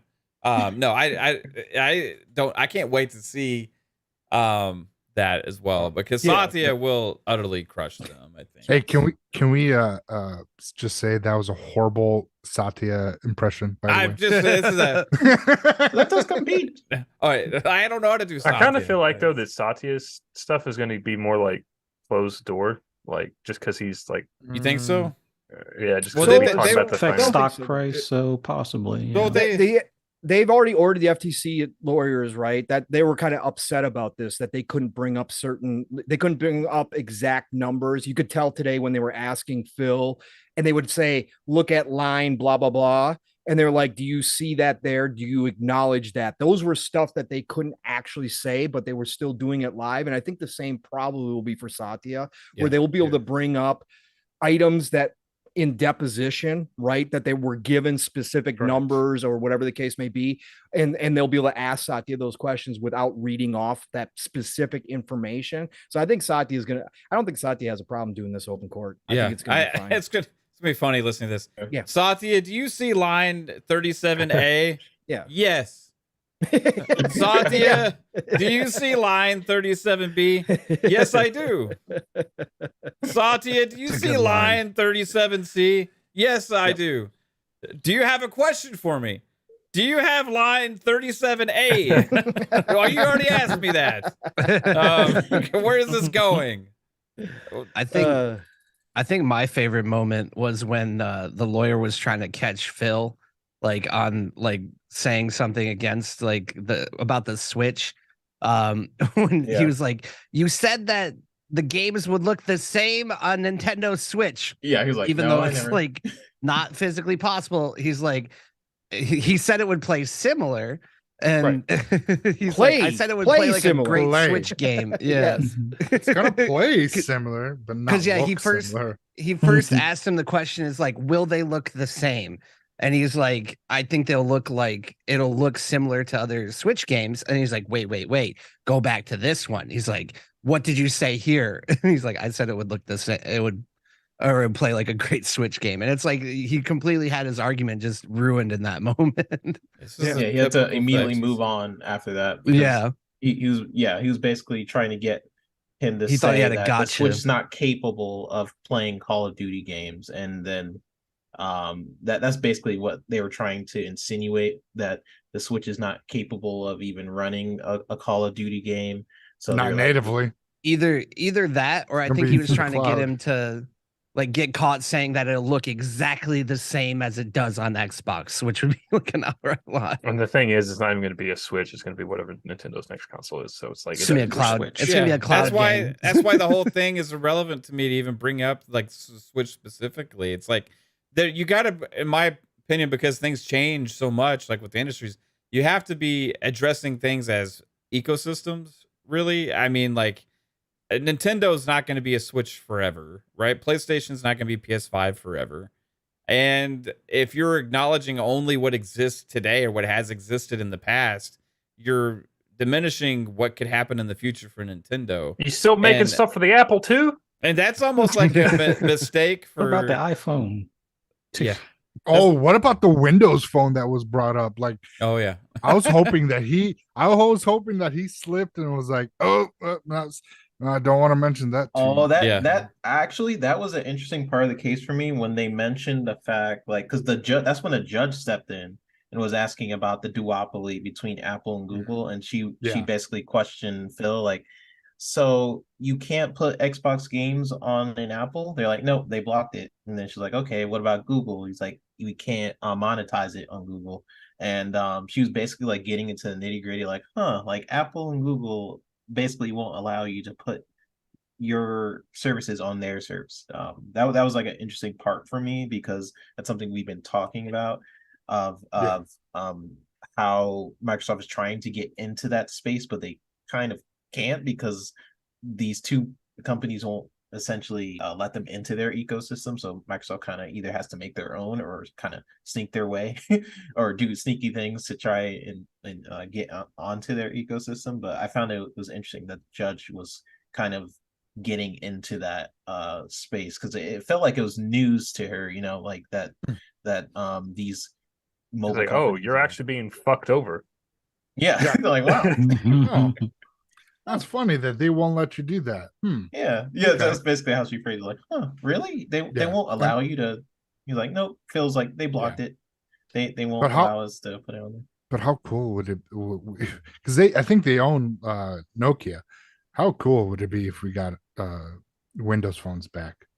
I mean, I was a big Windows. I had Windows Phone, but then like once they stopped, I just switched to Samsung. Yeah. My brother had Windows Phone. He loved it too. It was pretty cool. Great operating system, and it was technically because you could play Xbox games on that phone.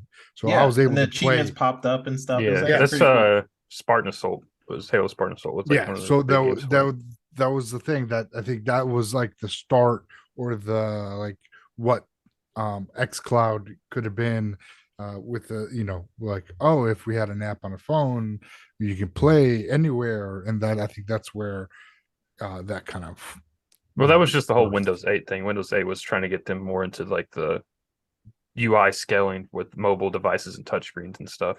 Yeah, I feel like on Tuesday we're gonna get more interesting questions. You're gonna have questions about like what all ecosystems are you planning to bring Call of Duty to or whatever. And they're gonna ask Microsoft, are you planning to bring Call of Duty to the Zune? Or like, what is that? Hasn't existed for like 15 years, man. That's what are you a music about? device. Like Samsung refrigerators. Competence galore.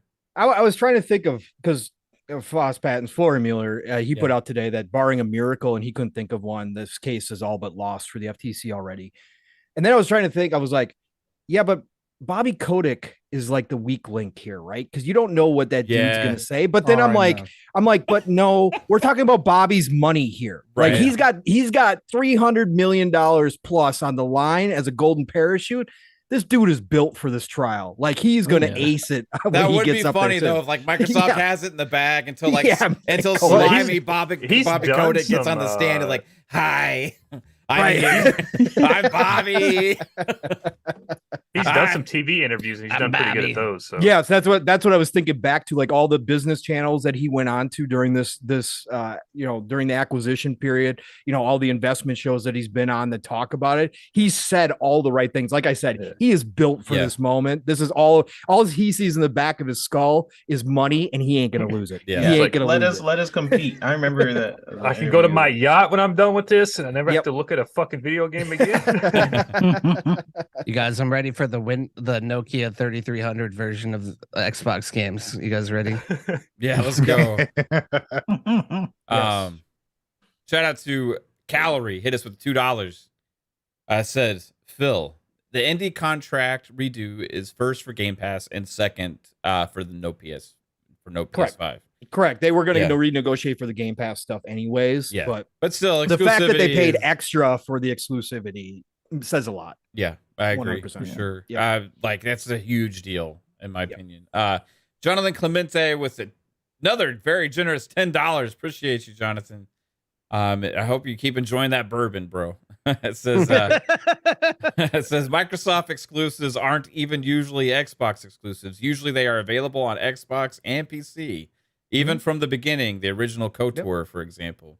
Yeah, there's a lot of times, especially with third-party deals that they've made, that those games end up coming out on PC. And I feel like, even it's changed with Microsoft, what they've kind of done with their third-party deals over time.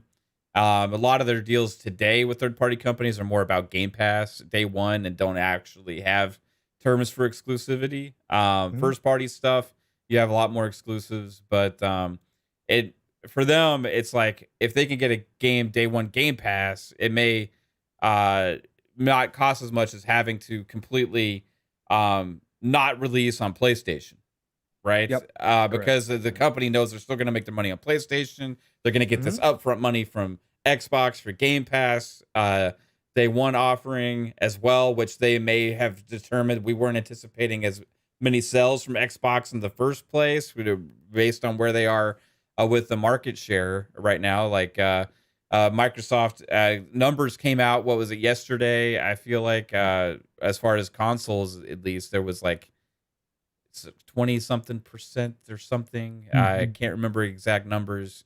And obviously Microsoft is showing weakness there by putting that out there. We lost the console wars.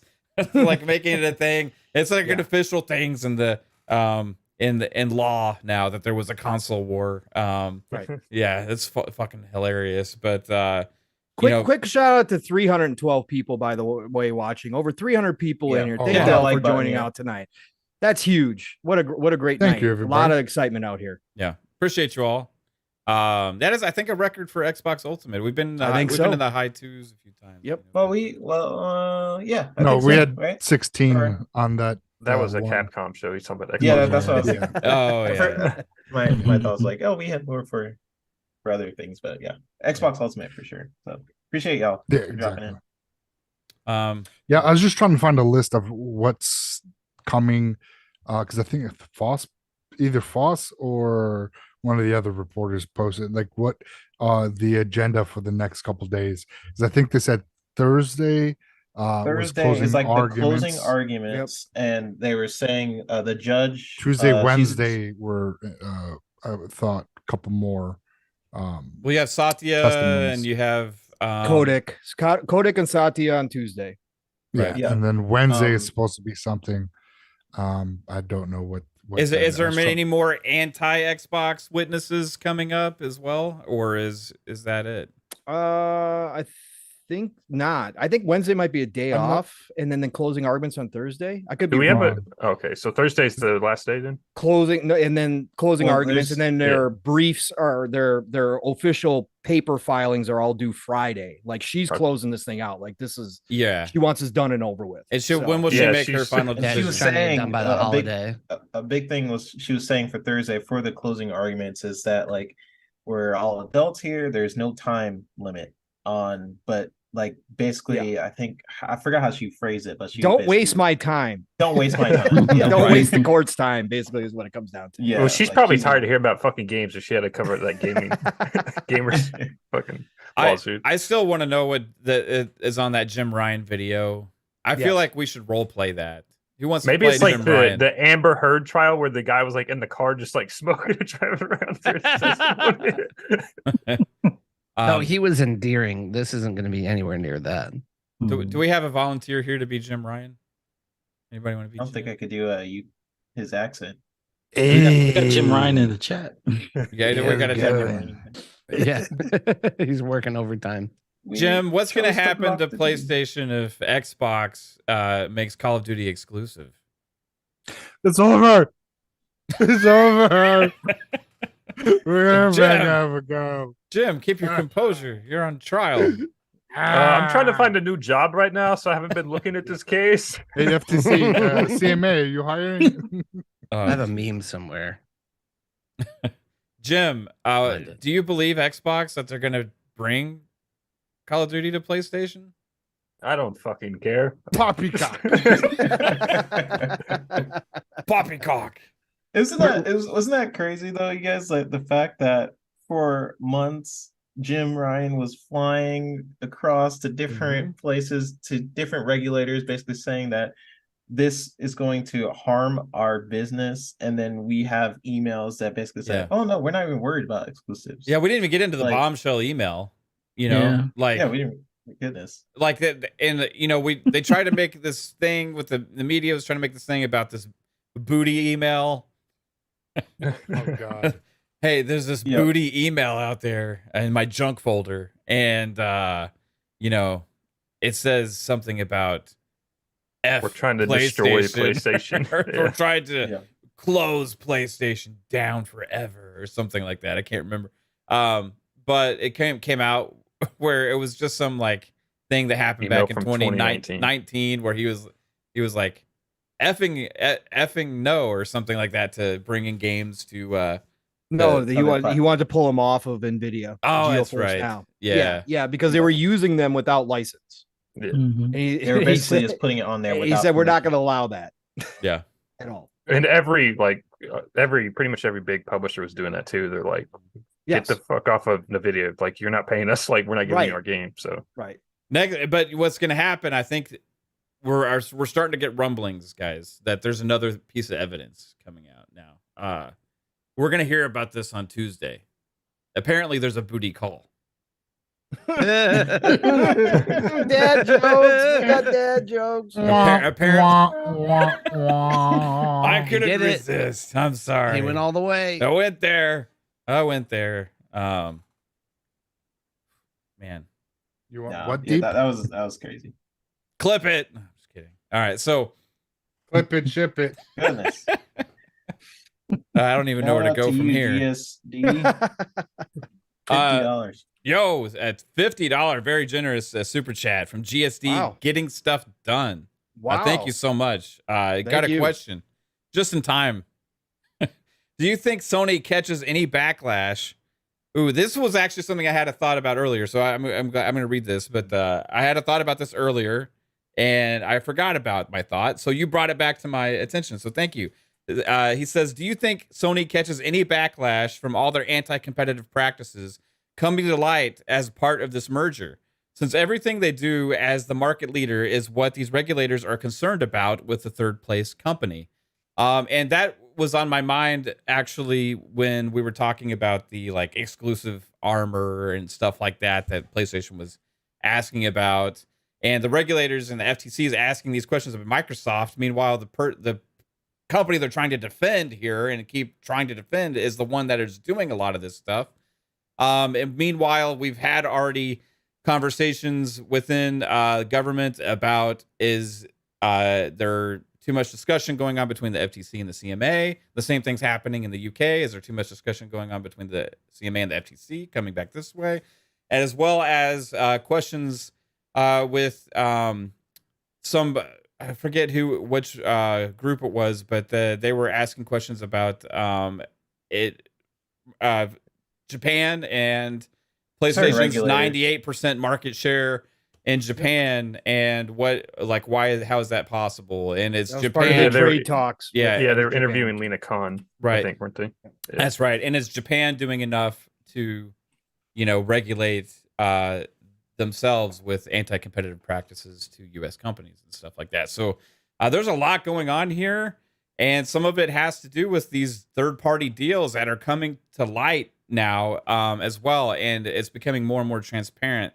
So the more that the stuff is out there, which we talked about early on, if you've been following us on any of our shows, PM of the PM on Thursdays or FSP on Mondays or this show tonight, we've talked about this come back to bite you in the ass type moment for Pandora's box has been opened. Yeah, for PlayStation, because they've been bringing too much attention to themselves and also to the entire industry, which is the downfall of this. Like, yes, there may be trying to prolong this deal, trying to get this deal blocked, but what is the effects back on PlayStation potentially because of the microscope that they have brought upon the entire industry, which we've already seen discussions now actually happening within government about this kind of stuff. So part of me says that they're like, it's interesting that they're talking about it, but part of me is like, they're not going to do anything because like that's what Congress, I'm thinking. Just they don't. Sony, Congress isn't getting money for it, so they'd be like, we're not going to do any fucking regulations. We don't care. It's like they're not getting money from any of these. Yeah, but they sent an official letter to Japan, right? Like, yeah, I know, but it's like it's the government, so it's like, do they really give a fuck? Yeah, it was regarding their trade deals, right? Yeah.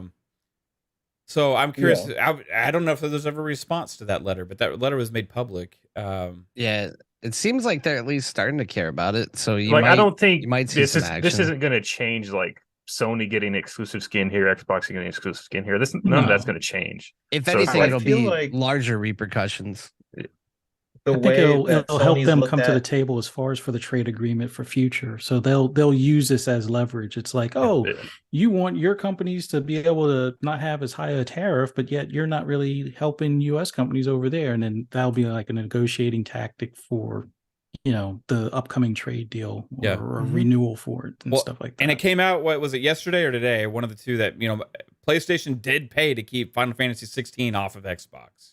Correct. Right? Yeah, that was today with Phil. So they also because the judge asked him how big a deal Final Fantasy 16 was. And Phil made a point that it was one of the biggest franchises that was being kept off of Xbox. Right. So, yep.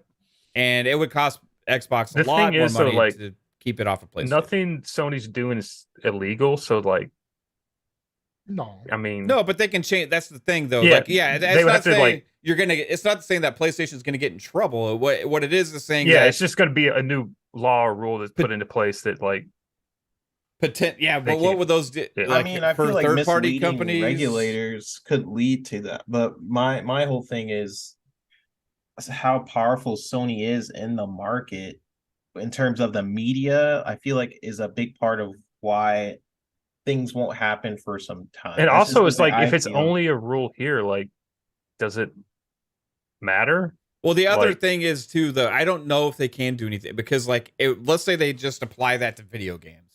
Your ecosystem cannot sign exclusive deals to bring third-party content to your ecosystem. What does that mean for Netflix and Disney Plus and HBO or Max, whatever it's called now? And that all wouldn't these other affect like things, a right? company like that's outside the US talking with them because they wouldn't have that same kind of rule. So it's like, Yeah, it's just, I think exclusives ultimately are important to the ecosystems. It's just in the dominant market share position and the way that Sony does their contracts, that have some of the language in there regarding certain aspects of marketing and certain other aspects with timetables of exclusivity and all these other kind of aspects that make it an abuse potentially of dominant market position.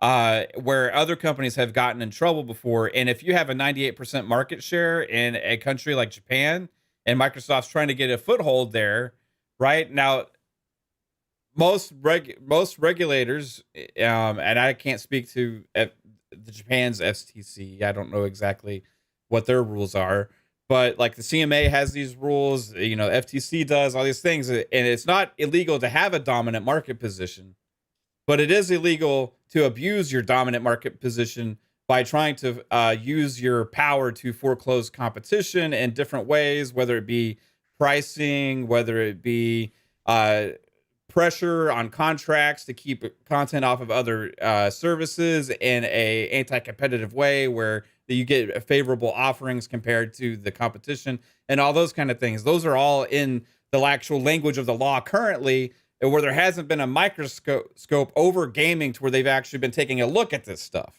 right? So now that this stuff is being put out there more, you're starting to have these questions being asked to these other countries like Japan now, like what's going on there? Like, what's happening? Because we have this American company that's been trying to get a foothold there for 20 years, and the competition and your country is paying for these games to be kept off of this platform in the country in which they have a 98% market share dominance. So that there's a lot to that.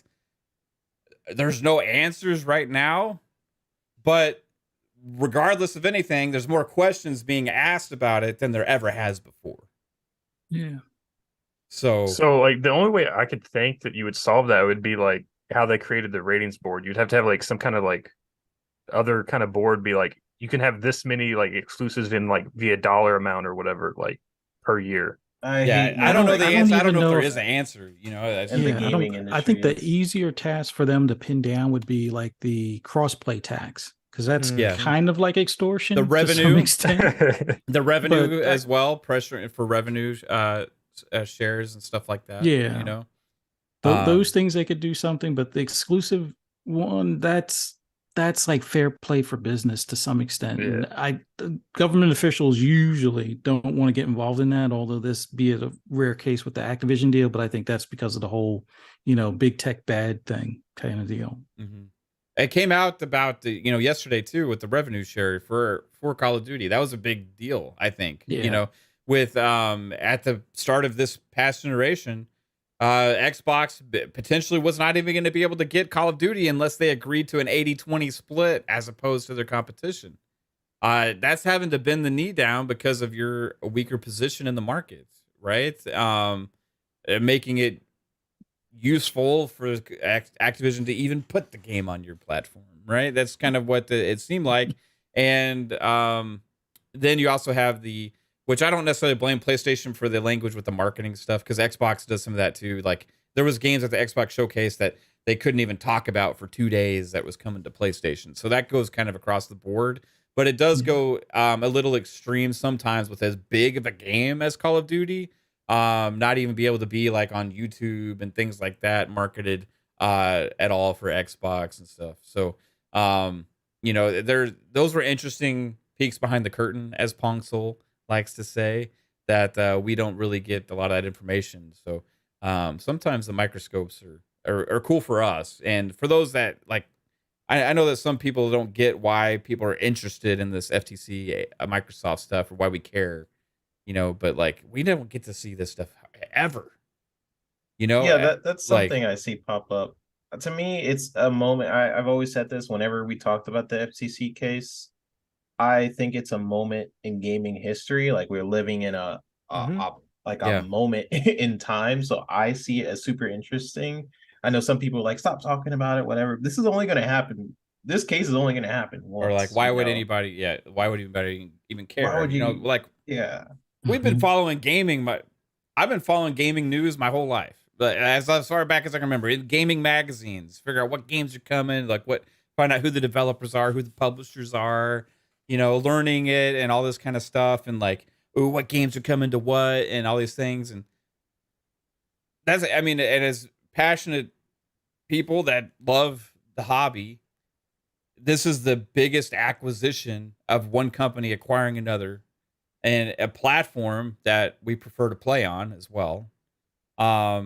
That's going to have ramifications and make huge changes regardless of what happens in this case, really. Because even if ABK does get blocked, that's in the whole can of worms there. What happens next? Like, what does Microsoft do at that point? What does Xbox do at that point? Because this was What does Activision do? What does Activision Fire do? sale. Yeah, like this whole thing is like crazy interesting to me, and it's been this whole ride, and it's just we said this coming up a few weeks ago. It was just about to get juicy. That's why we hadn't talked about it for a couple of weeks, because we knew that this was coming. We had all this gaming Christmas season, the gaming showcase season to celebrate with all these amazing games for this year and coming ahead. But now it's like finally got to the meat and potatoes of this is the show of the whole ABK acquisition, right? This is the show that's being put on now before our eyes that we've been waiting for. And damn, it's a shame that Jim Ryan's video is behind closed doors. And let's not forget here, this deal, being the biggest in Microsoft history alone is on its own interesting and fascinating. But this could shape the gaming industry going forward. Like, this is one of those moments when you look back at kind of the fortunes of Microsoft and Xbox potentially, and where we're moving into this whole unknown kind of full-on digital age. This could be that moment that sets in stone what we see next generation. Because again, ABK getting done, sure, we're going to see the Game Pass games come in. Yes, we're going to see Activision's catalog slowly come into Game Pass, all that kind of stuff. Eventually Call of Duty will be on Game Pass, etc. But really, we're not going to see the fruits of this until next gen, right? As far as gamers go. And there's a whole lot of stuff behind the scene, because it's going to take them multiple years to integrate ABK into Microsoft and figure out, exactly how everything's going to be structured. They've already said it's going to be a separate, fulfill all their contracts they already have. Right. Fulfill all the contracts, all that stuff. So again, this is something down the road, but really for Xbox and Microsoft, the next big battle starts immediately after this deal, assuming it closes. It starts immediately afterwards, where the mobile side of things really kicks in. And their next big battle is Google and Apple. And we're probably going to find out some more stuff. We're probably going to see some more potential court battles down the road with Microsoft and Google and Apple as they try to break into that duopoly, which they've pointed out time and time again. People thought that was a smokescreen in the beginning, all of that stuff. We all sat here and said, no, that's next big play. That's why they teamed up with Epic. In that correct. That was the opening salvo, right? They were trying to, cause some weak points into Apple and Google for their own showdown coming through. And I know that doesn't excite us as console players or PC players and people who don't play mobile gaming, but it's about the business in general going forward. Because again, if Xbox succeeds and Microsoft succeeds in everything that they want to do here with this acquisition, that opens up more opportunity for more games in general coming down the pipeline. And for us, that's where we start reaping the benefits. Is it always going to be about console, or is it always going to be about PC? No, we're going to see a lot of mobile stuff. But at the end of the day, that success comes back to us in different ways. So I think that that's why this moment in time is so important when we're still talking about this 20 years from now, and Xbox is in a different position. Xbox is reaching closer to that 2 billion, 3 billion mark that they always talk about.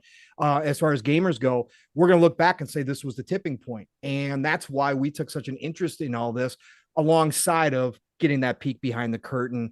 But I think for Sony in general, again, it's not going to affect them per se, the way that Jim has been trying to portray it. And we saw his email, so we know internally they don't believe that.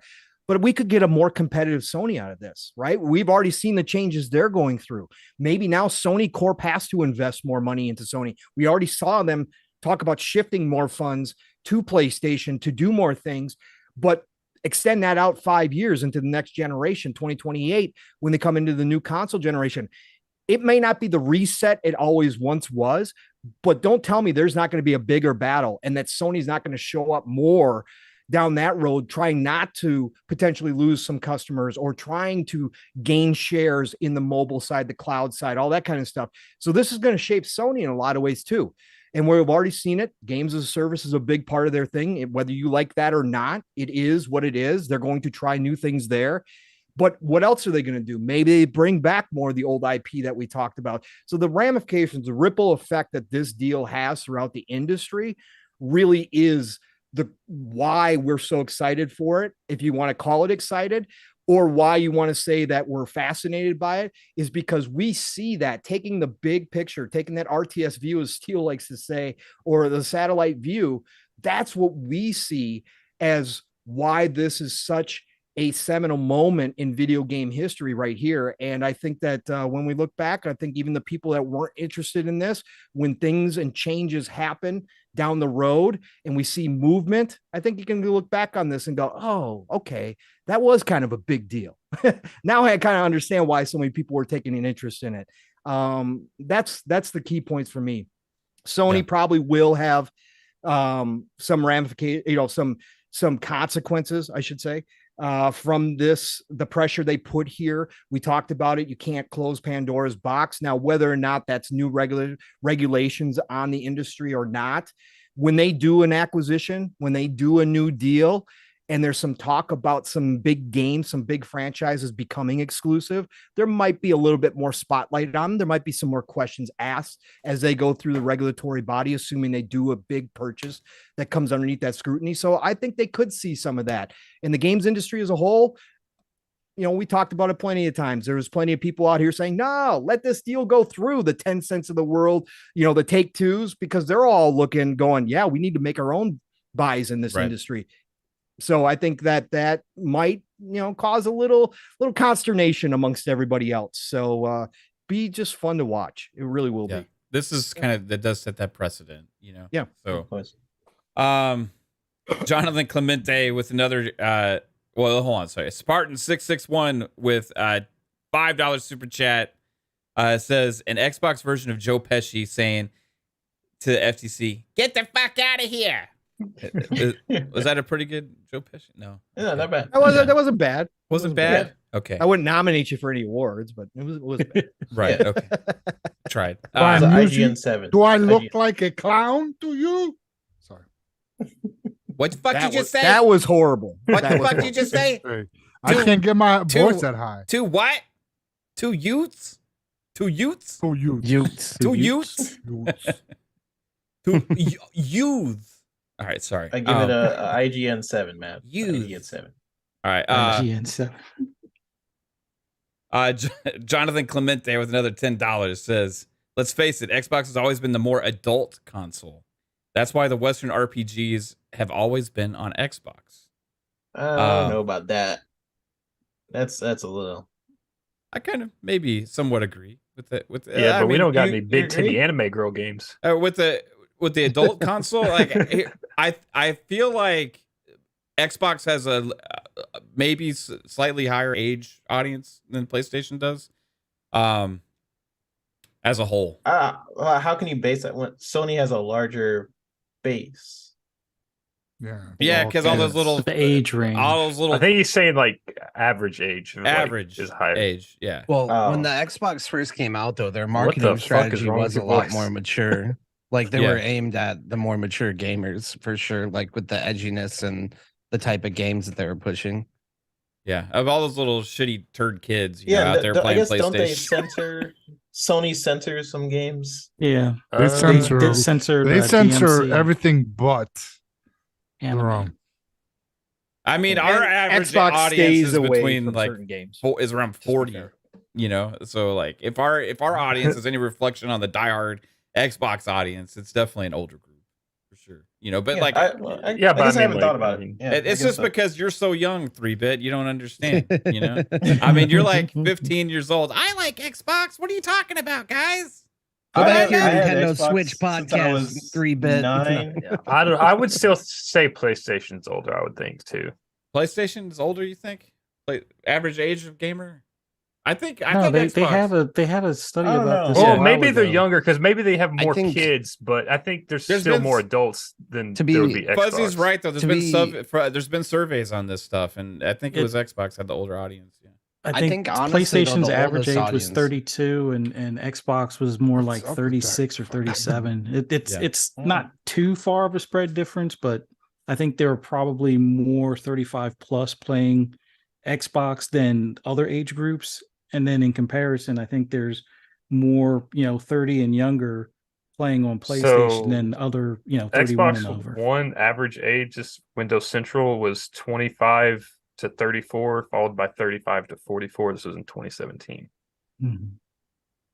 Wow. Let me try to find. I guess I never really thought about it. I've had Xbox since I was 9. PlayStation is, I think, 7 through 12 that play Call of Duty. And well, I hate to break it to you guys, but I think the real enthusiasts grow up and build PCs with all their extra money. Yeah, the PC master race. Yeah. See, this is but those are Xbox gamers too. Remember, Bob? This is 2021. It says the average age is 18 to 34 for PlayStation. Yeah. Switch is. I mean, what about Switch? The one that's supposed to be for kids. 2 to 5. That's probably like 40. 40 hey, 90% 2 to 5 years old, and they graduate to something that's really cool, actually. Because wasn't Sony was using that as an argument why it shouldn't count, right? They were saying it just says it's 20 to 30. But they're saying it's a kid's console, so it shouldn't count. Yeah, with all that anime porn on it, yeah, it's so great for kids. Yeah. Well, it's funny how the argument shifts also depending on the market. Because in the United States, the Switch doesn't count. Your voice. Do you have your mic going through some voice changer? Reverbing, man. You're reverbing, bro. Mine? Yeah. Yeah, the start of your sentence always fucks. It's always fucked up, and then it disappears. Oh, that's better. Say something. Say hi. My name is Bob. Oh, mine is. Yeah. I don't think I have. It sounded like you were. It's fine now. Tunneling. It's gone. Yeah, I think it's gone. I might have accidentally bumped a pad. Hold on, I got a bunch of stuff. Bumped the pad. Do you want? Oh wait, no, that's not it. That's a little TMI. You guys want to play a game? Yeah, that's what it was doing. But no, it wasn't that deep though. It was like, and I have to give my testimony like this, so nobody knows what I'm saying. That was Jim Ryan's testimony. This was my meme of Jim Ryan's testimony. He was Joe Exotic. We're never going to financially recover from this. We're never gonna. He said something like that. We won't recover from this. That's literally what he said. Yeah, he said that to CMA. Was that FTC? Joe Exotic. Also, while we're on the topic, I got some new technology to announce. We have Starfield on Zoom. Yes, let's fucking go. Starfield on Zoom. I had a Zune. I love it. It's running at 60 FPS. It's the only place you can play at 60 frames is on a Zune. I like how I have time to just sit here and make memes. Love it.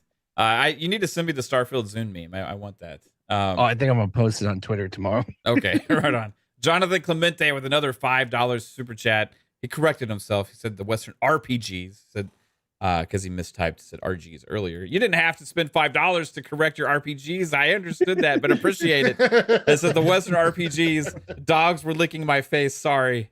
Yeah, every single typo. $1, please. Man, if I had to pay for every typo I made, my God. I'm probably the worst typer. You'd be broke as fuck, bro. Yeah. If everyone in the chat gives Mav $1, he's gonna quit his day job. Jesus. That's only $320. Hey, Mav's a cheap date. He's gonna do really shirtless believes in streams himself. on Twitch. For only $1 a day, all 324 of you can save Mav. $1 a day having- from all of them would be nice, but $1 a day. you can feed this man. As you can see, I'm hungry. Graham crackers don't cost or animal crackers don't cost much. No, I appreciate I appreciate you guys just being here. Thank you so much. So I still got the Sarah McLachlan song in my head now. You're welcome. And if you donate right now, you get a free T-shirt with a picture of your sponsored face. You just see Matt in slow motion, just like, look, he's shaking like an abused dog. Bob, you actually sang a little bit of Arms of the Angel the other day on your stream. Oh yeah. We did it in we were doing WAP we were doing a mashup of WAP and Arms of the Angel. So they were singing the lyrics to WAP. What? To the music of Arms of the Angel. Wow. On his stream on Twitch. Wow. That was great. you do it. It's fun. The mashups are fun. Yeah. That was very great. All right. So I appreciate you guys in the chat. We got to get to something else, though. This is not as good of news for Xbox, as they have decided to, in multiple parts of the world now, increase the price on the Xbox Series X, and they also have upped the price for Game Pass Ultimate by $2 as well. We and Pong talked about this last night. We gave a little rant on it. You know what I mean? At the end of the day, like, it is what it is, right? It sucks. I think for a lot of people, I think it's a mistake. However, it's one that was preceded by competition that has made it possible now for Microsoft to make up that gap in the same markets as well. Because, hey, why not? The competition's doing it. You know, we're not really selling that crazy in those markets anyway. We might as well make what we can. I don't necessarily agree with that philosophy. I think they should try and be as competitive as possible, even if it means that, you know, it's more expensive, all these other things. I understand all that, but it is what it is. But I want to get some of you guys' thoughts on it as well. Psycho, did you have any thoughts on the announced price increases? Yes. So increasing the console price for okay. Why after 3 years are we getting increases on console prices? In the history of consoles, prices have always gone down, either with revisions or just with time. They have not made any revisions that we know of with Microsoft. Sony has. They have had three so far. And about to maybe have a fourth. Yeah. I haven't looked at this, but is it inflation like the currency? Is that why they did it? Like where they're doing it, or is it just flat console? But even in the 80s, when inflation was high, they still went down. I have not read anything because I know like cause of inflation. I mean, that was the theory why PlayStation did it. That's why they said, because I know like early on, like I think it was like Japan or something, they increased it by like $40, but it was still like, if you convert it over, it's still like $500 in the US. Well, if it was only about inflation, then the US price would have definitely gone up. Yeah. You know what I mean? Keeping it the same price console in America. Yeah, I get why they increased it everywhere as Sony did, but they did increase it later. I think a year later than Sony did. But there is nothing that we have read that stated that inflation was the case. But we only assumed that it could be because that's why Sony did it last year. but inflation wasn't as bad then. So now Microsoft increased it. Why? I don't get it. Now, have they done revisions that have not said anything? We don't know. But if they have the console shortage under control, to me, they could have gone with a revision and not said anything.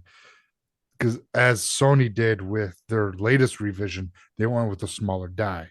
They went with a smaller die because it was the 6 nanometer chips were more readily available than 7 that were from day one consoles.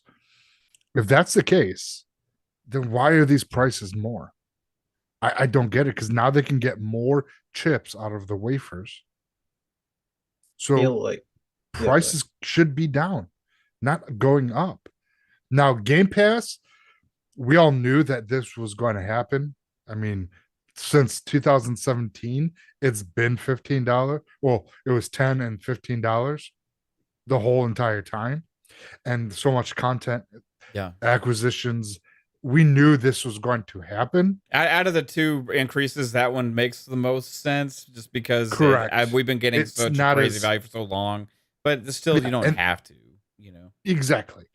I just wish that when they did the increase, I'm hoping that they announce the family plan when the increases go into effect.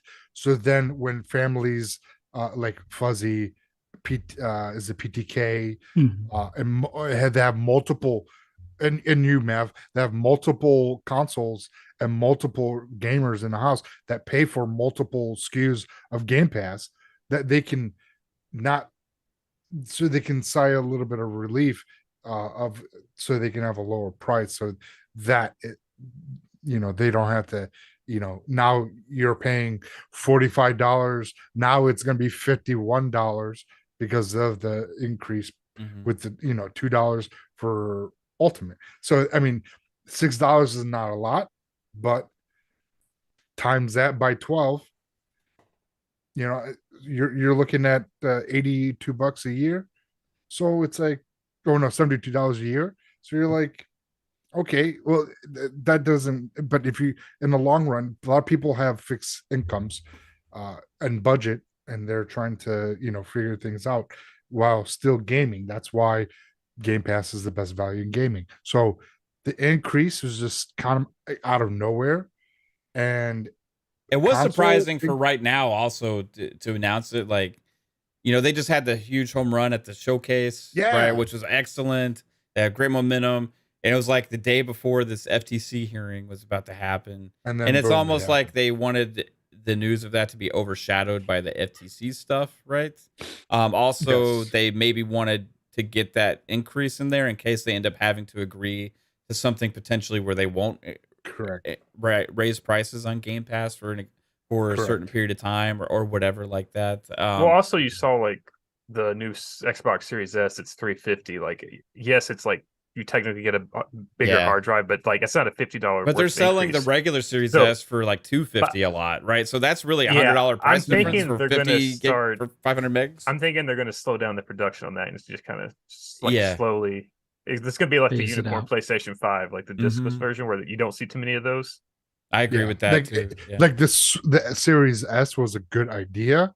It was great for getting those gamers in, but would have been a better choice for them just to go like how Sony went with a discless version of the Series X and just went $100 cheaper, just like what they did, instead of doing two different SKUs. So then we wouldn't have issues and have this whole outrage of people saying, "Oh, it's because of Series S," even though we know that the Series S is not the reason why the limitation of why these games are not really optimized. It's just PC. If you look at PC, has the lowest common denominator when it comes to scaling. So that theory just gets thrown out the window because the Series S has better hardware than a 1060 with a freaking Pentium 4 or whatever whatever people are using. You know what I mean? Yeah. So people are still running their their old Intel stuff. But it's for me, I don't get why they increase the prices right now. I just hope that they like I said, come out with a family plan before the increases go live with Game Pass, because it hasn't gone live yet. I just think they're holding up on family plan due to the confusion with the ABK and the FTC stuff. That they were like, so you have 2 SKUs or you have 3 because it's xCloud. So they didn't want to fucking add more fire to that shit. Yeah. So I'm assuming that we're something around the holiday season is when we'll get actual announcement of the family plan. So then this way, families, if they decide to buy a console, if I have a PC, now the console, now my kids want to play, we get the family plan. Instead of paying $30, we got this one price of 20. Let's say it's $25 or $25.99 or whatever the case is. And now I have 3 more keys that I can give either to my nephews or something along the line. You know what I mean? So it makes sense. Yeah. They do something around the holiday. So like $2 for Game Pass is not a huge deal breaker, but with the console thing, it just does not make sense to me. It just Pong. I know Pong right now would be saying it's fucking greed from a $2 trillion company. And I would expect Xbox or Microsoft to hold the line in retrospect of being that value in gaming. Just because Sony did it doesn't mean you should do it too. Yeah, $50 is not a lot to you, but it's a lot of families and that don't have that extra income and they want to spend whatever. $50 is a lot to them when they sell 3 million consoles or whatever, I did some math though for you guys. So basically, for me, my particular stance, is it CMA math? No, it's Game Pass dad math. It's perfectly sound. I actually did the math and then I realized I could fucking Google it. But sorry, algorithm. So basically looking at it though, because I mean, primarily, I do feel like the major driving factor in this, again, I'm not going to just defend Microsoft to defend Microsoft. I'm trying to make a reasoning behind it. But literally the reason why a lot of the companies have raised prices recently is primarily inflation. If you really look at the math, not only that, but they also state like the developing time frames, the amount is longer. They put more money into these games because it has become a bigger business. But if you just look at the math, I should have. Did you do the currency conversion thing? Yeah. Well, yeah, I'll show you. I'll tell you what I did here. Because if you look at the charts, inflation in 2021 was 7%. It was 6% because I do banking by day. But anyway, so inflation was 7% in 2021, 6.5% in 22, and it's 4% so far this year. So if you Google it right now, the response, $500 in 2020, the equivalent purchasing power to $587 today. So the fact that they're changing their prices so they should have raised about $13. I mean, they're still taking a loss, but they're kind of pricing in future inflation because generally the monetary policy of like the United States has been to try and keep inflation around 2% at a maximum in order to not have these big jumps that cause difficulty for us with like cost of living as like regular human beings. And like definitely as consumers, when we look at consoles and things like this, it does become like a very big drag. Like I don't like if I didn't have a rate, like speaking maybe being too personal, but like the entire time during COVID, I didn't have a raise for that entire time. Like I finally got a raise from my company and it like literally, I don't feel like I have the same standard of living now as when I originally started making this amount of money 4 or 5 years ago. So it's like people are feeling this drag, but it would be nice if companies found a way to price this in or give us better deals and give us better value. But I like I've had some thoughts on that other side of things, but that's just my own personal issue. But the thing is, they are kind of pricing in these changes, and I don't think they really want to continue raising prices every single year. But when you look at it like that, change of value of the dollar and currency in general is going to have a major effect on companies' bottom line in their business and how much they can stay.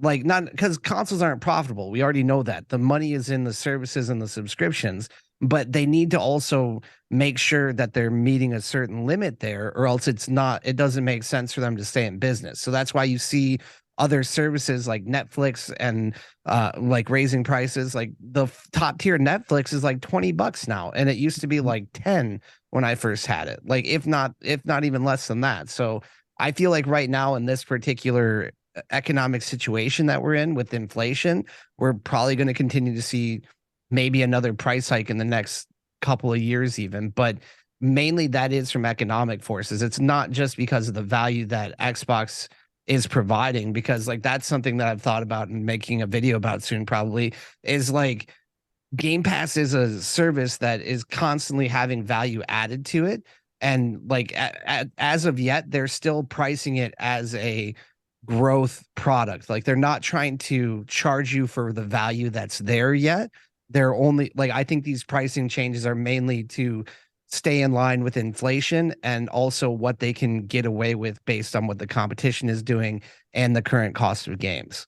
And that is the reason why. It's just the buying power of a dollar is way different now than it was even 3 years ago. That's definitely the.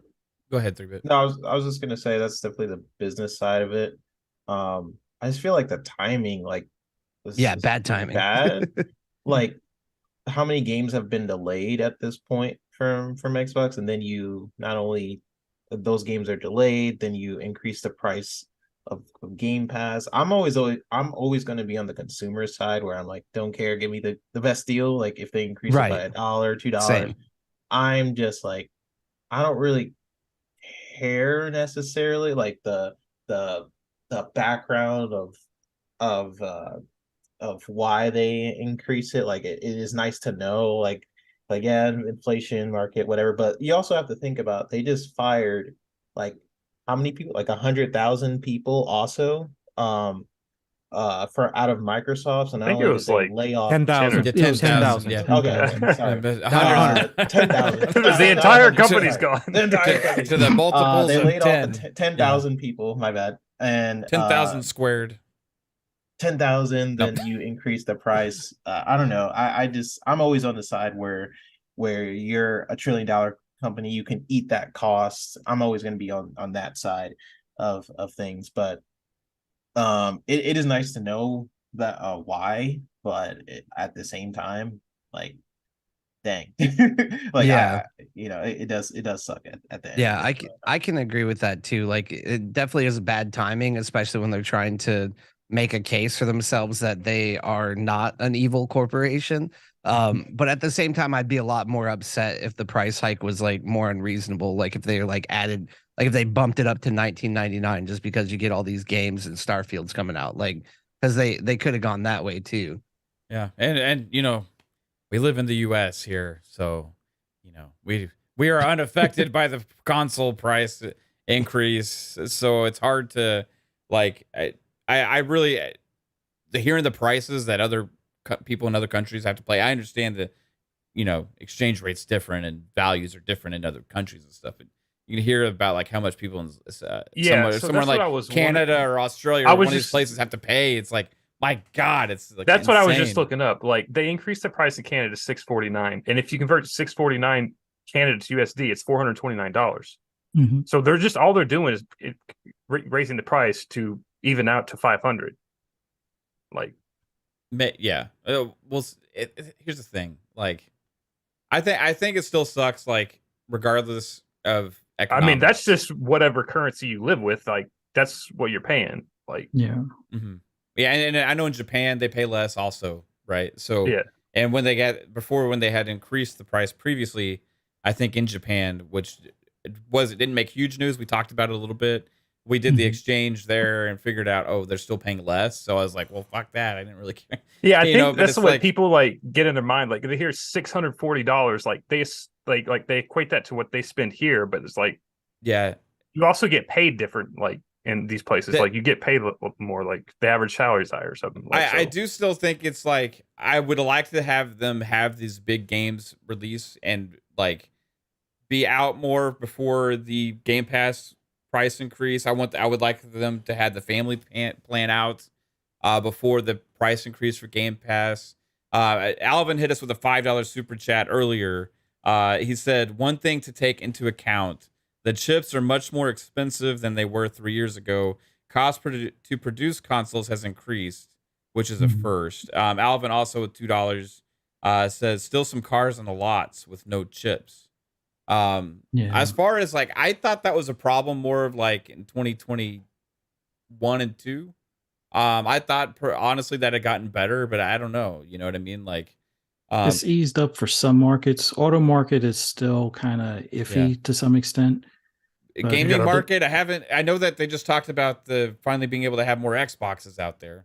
So more video cards than before. And I know that also if you look at it like what the cost of a chip that Microsoft would have used for an Xbox Series X is not like equivalent to something that AMD or NVIDIA is using today. You know what I mean? So it's like those older graphics cards for like AMD or an NVIDIA, if you were to buy one today, it probably costs significantly less, I would think, right? Like how much would it be to buy a 2070 today, right? I remember 2 years ago or 3 years ago, that shit was like astronomical, right? Well, that was a whole different thing. It was like crazy, you know, but like today, that was just dead in my demand. Crypto mining. Yeah.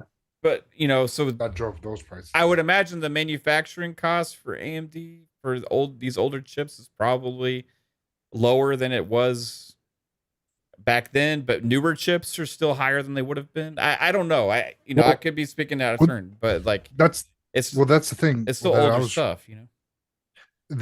With the newer chip, if you're going with the smaller nanometer, you can get more chips out of a wafer. So if you get 5 chips instead of 4. Yeah, but the price increase on that is due to research, like how they have to like make the chip. Like they have to do all the research and development to make that chip. That's where the price increases from that stuff. From that, but but in the long run, going with the 6 nanometer, that will because there's more supply of those, more yield, and you can cut out more out of a single thing. Yeah, and then you'll get with the 7. So in the long run, you're taking care of that shortage that you were having. Yeah. So well, I mean, so the other side of this, right, too, when we look at competition and comparison as well, right? And I talked a lot about this last night. I gave Xbox their smoke, right? Pong did as well. And if I sit down there and still just take myself out of the equation, and I'm not trying to make an excuse for Microsoft and Xbox here, but if I compare the values still today that they are providing to us, even after the increase, that PlayStation is offering, that Nintendo is offering, you're getting so much damn more stuff for your money. It's absolutely insane. All the games at the showcase that were announced are coming to Game Pass day 1 and all that kind of stuff. So it is different for Xbox in some ways, but I still think ultimately they didn't have to.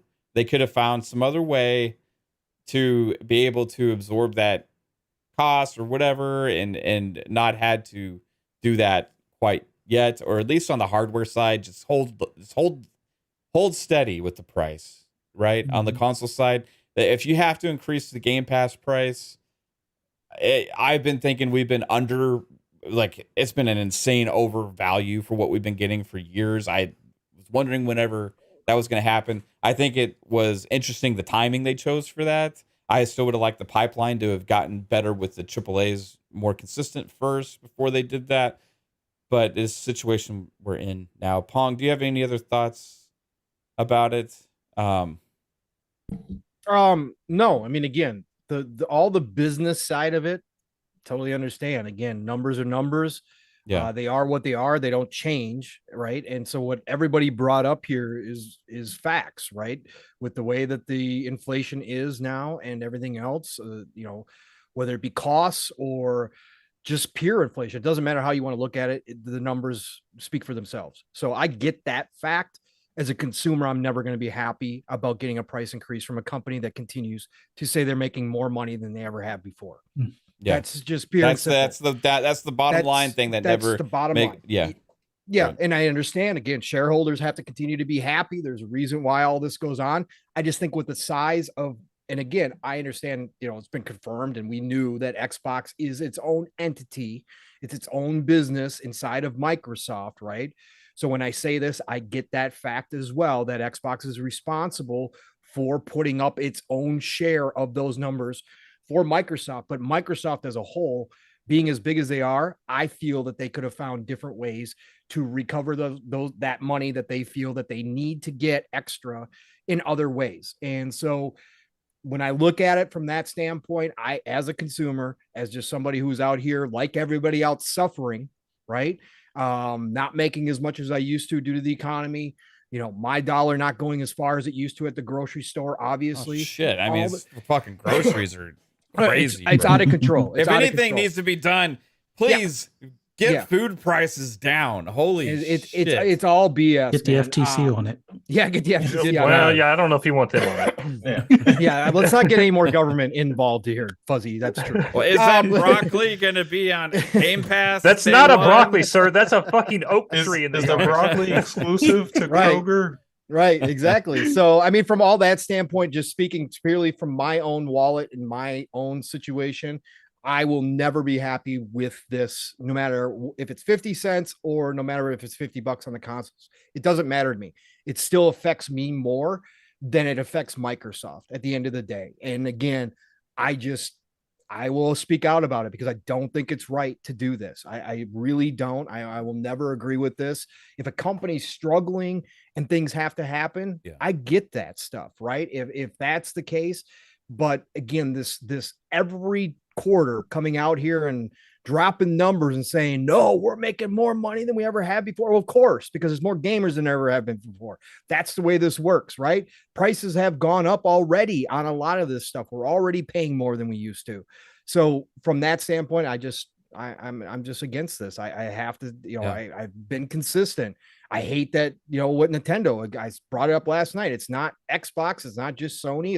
It's Nintendo as well. If we're speaking on this industry, the fact that they still charge $300 for a Switch that costs whatever, $10 to make, it just baffles my mind after this long in the life cycle that they haven't lowered the price any. Nintendo's the worst in my opinion.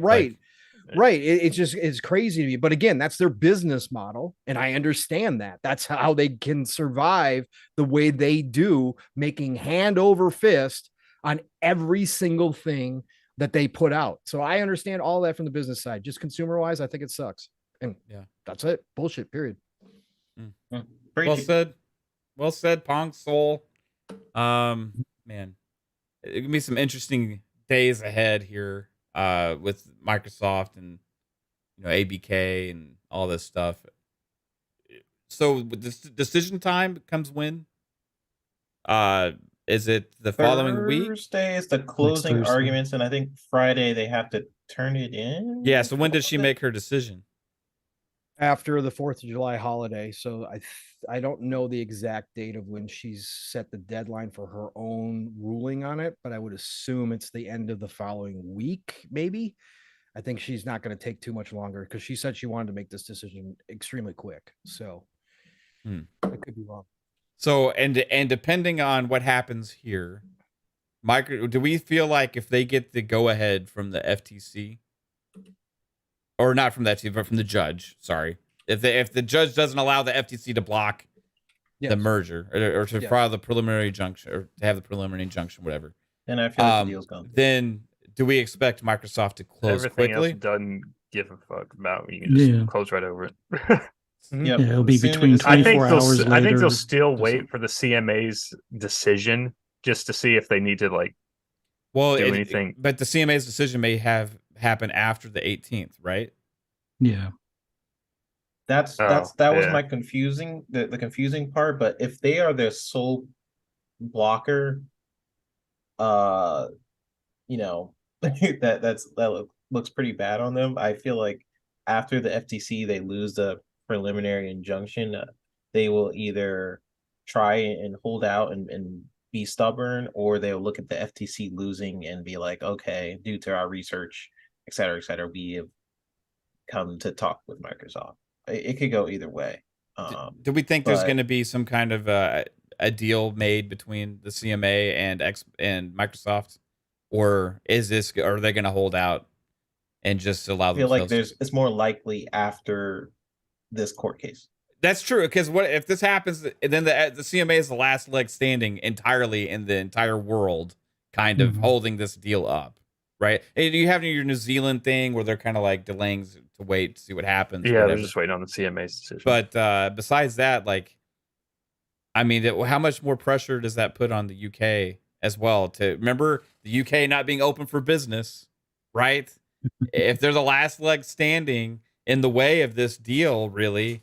That increases the pressure, in my opinion, and it makes them look more like pawns of the FTC. Well, then maybe they wait till the 17th before they announce that they're just going to go ahead and close. Do you think they wait till the last possible day before they have to renegotiate? Do we know the process of closing? Is it like a you have to announce or do it like over a period of time? Or is it like I think just a filing paperwork? I think it's either a 24-hour grace period or a 5-day grace period. I can't remember which of the two, but I think when you announce the closing, it's usually wrapped up within that week or within the next business day. Right. I was assumed there has to be some kind of like. I think the EU took like a week, like after they announced they are accepting the deal. It took about a week or so. Right. Well, I'm talking about from Microsoft and ABK's perspective of just legally becoming one entity, right? From when they just make the decision, we're going to close because there's paperwork processes and stuff like that has to be done. And I don't know how long that takes. Yeah, well, whatever the last minute is, I assume they're waiting until that. Right. Yeah. Last minute to before the 18th. Yeah. So maybe the week of July.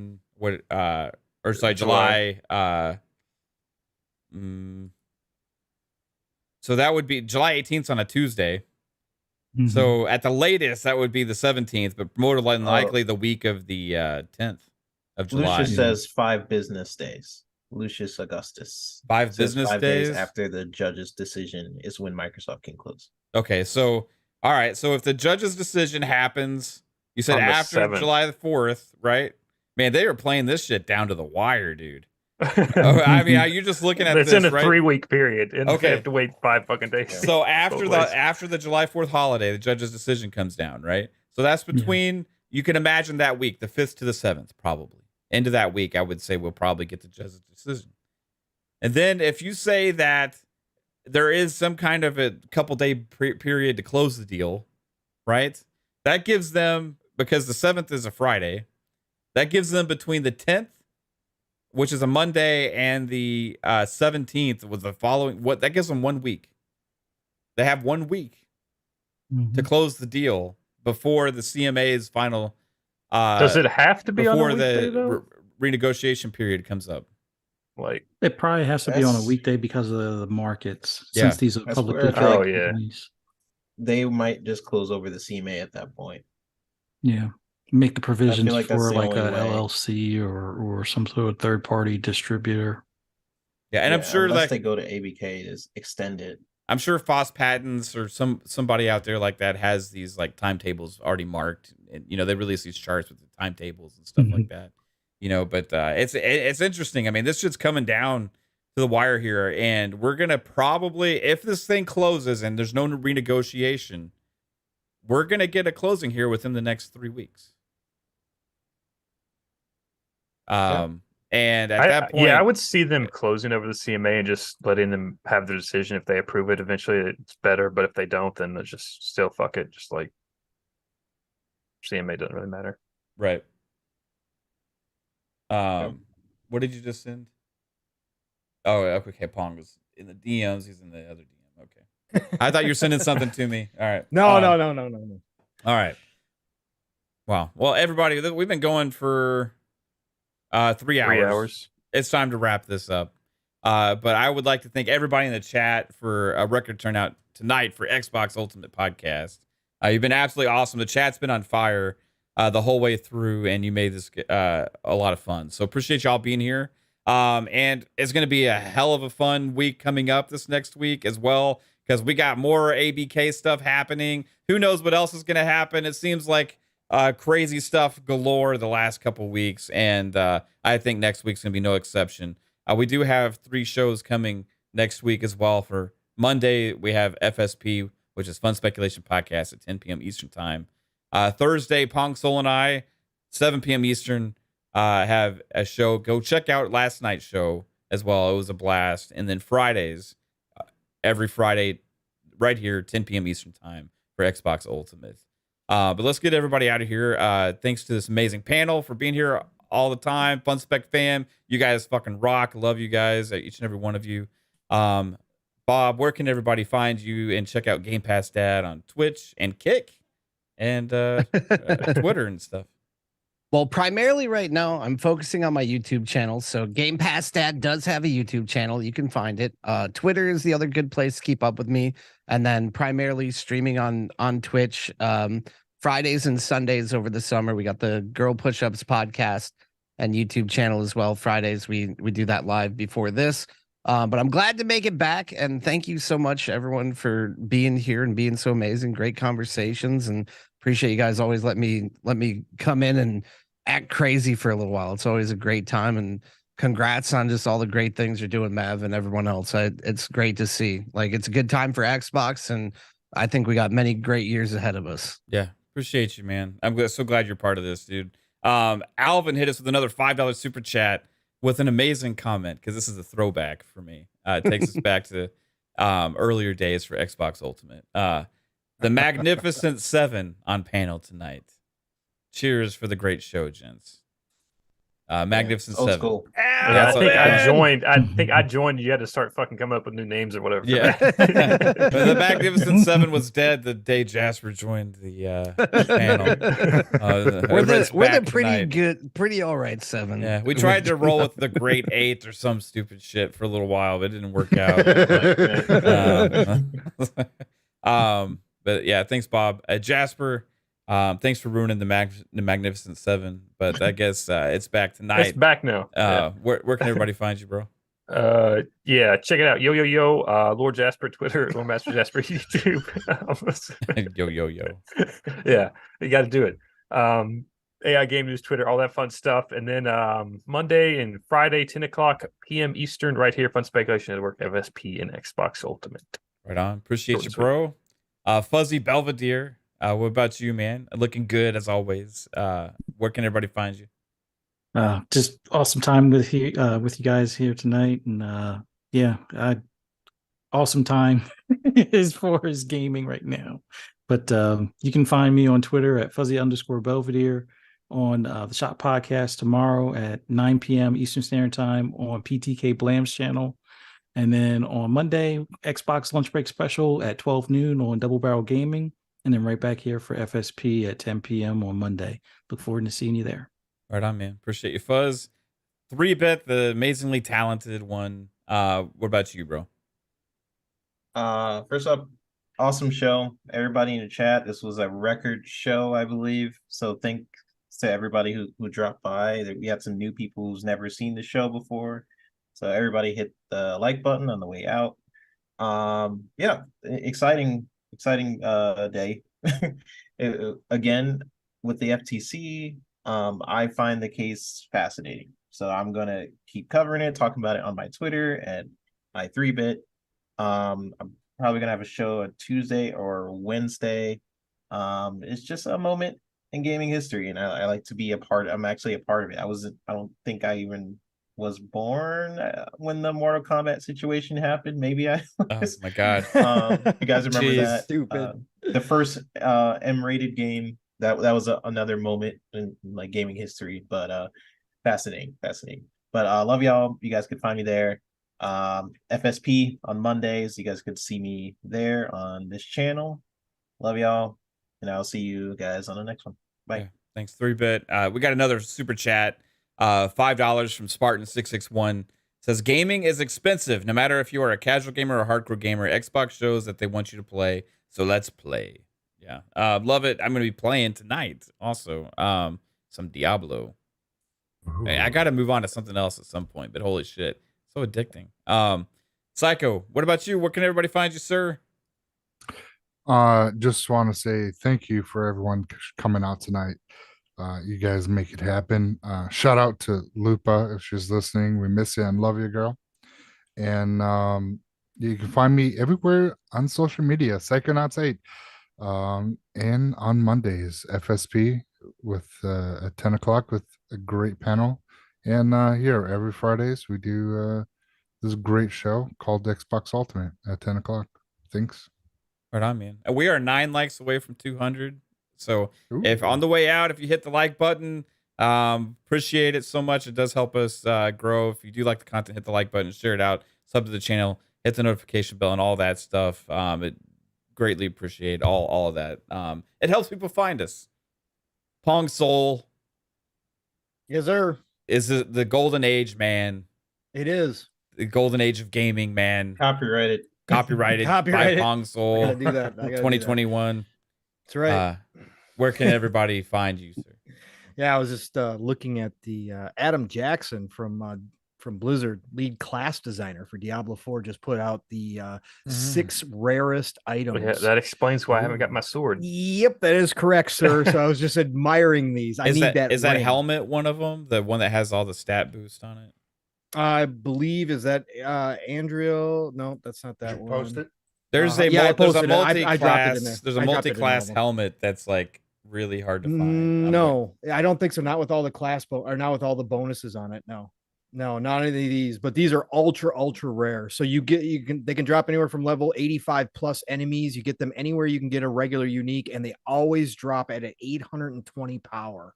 We currently have 6 of them, and they're really rare, is what he said.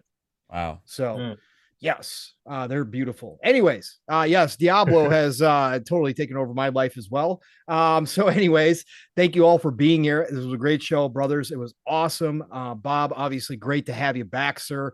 Psychonauts, great to see you back and on camera, sir. And obviously everybody else, man, what a great night of discussions. What a week. We just been in a month stretch here of nonstop chat. Absolutely freaking incredible, record-breaking chat tonight. Listen, that's all because of you guys and you guys showing up each and every week, sharing it out and enjoying our content. But it's not possible without all of you. So thank you all for joining us tonight. Everybody new here. I hope you all loved what we had to say tonight. Hit that like button, like Mav said. It helps tremendously. But thank you all. Nothing but love and respect. Otherwise, coming up tomorrow morning in just 9 hours already. Jeez, oh man. And I still got Diablo to play. 9 hours from now, we'll be on Living Split Screen. Split Screen's all one word. Myself, my brother from another Steel Rain, 3+ hours, usually 4. Tell a friend, bring a friend tomorrow morning, 10 a.m. Eastern, 9 o'clock Central Time. Be there. We will come with the energy. Even when Steel and I stay up and play Diablo, we still come with the energy. So get ready tomorrow morning. We're going to talk about everything that's been going on. I don't know how many topics we'll get to. Steel and I, sometimes we get to 3 topics and sometimes we get to 12, just depending on what mood we're in. So we'll find out tomorrow morning. Be there. And then Sunday, I actually have an extra, or actually I should say the Shop podcast, sorry. PTK Blam tomorrow night. Blam's channel, the Shop.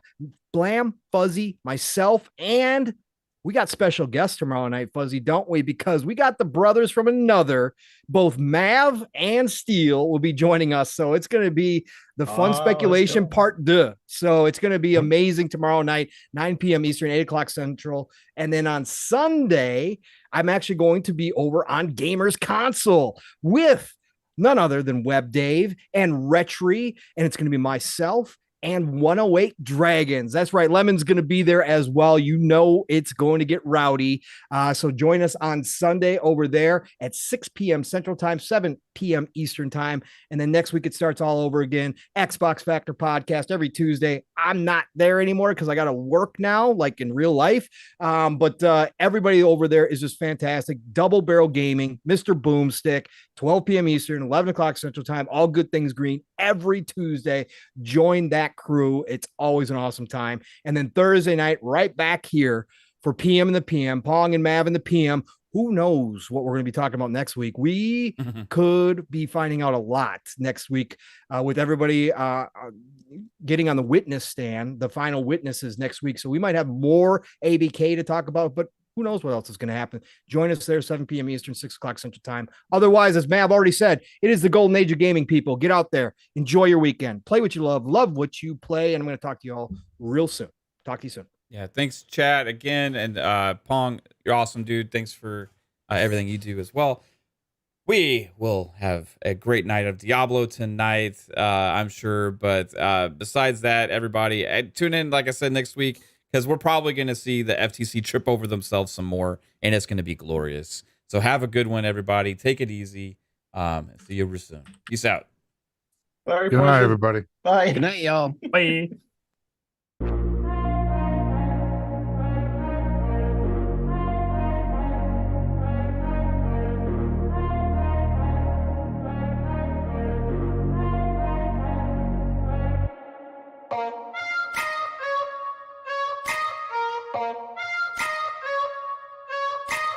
Bye.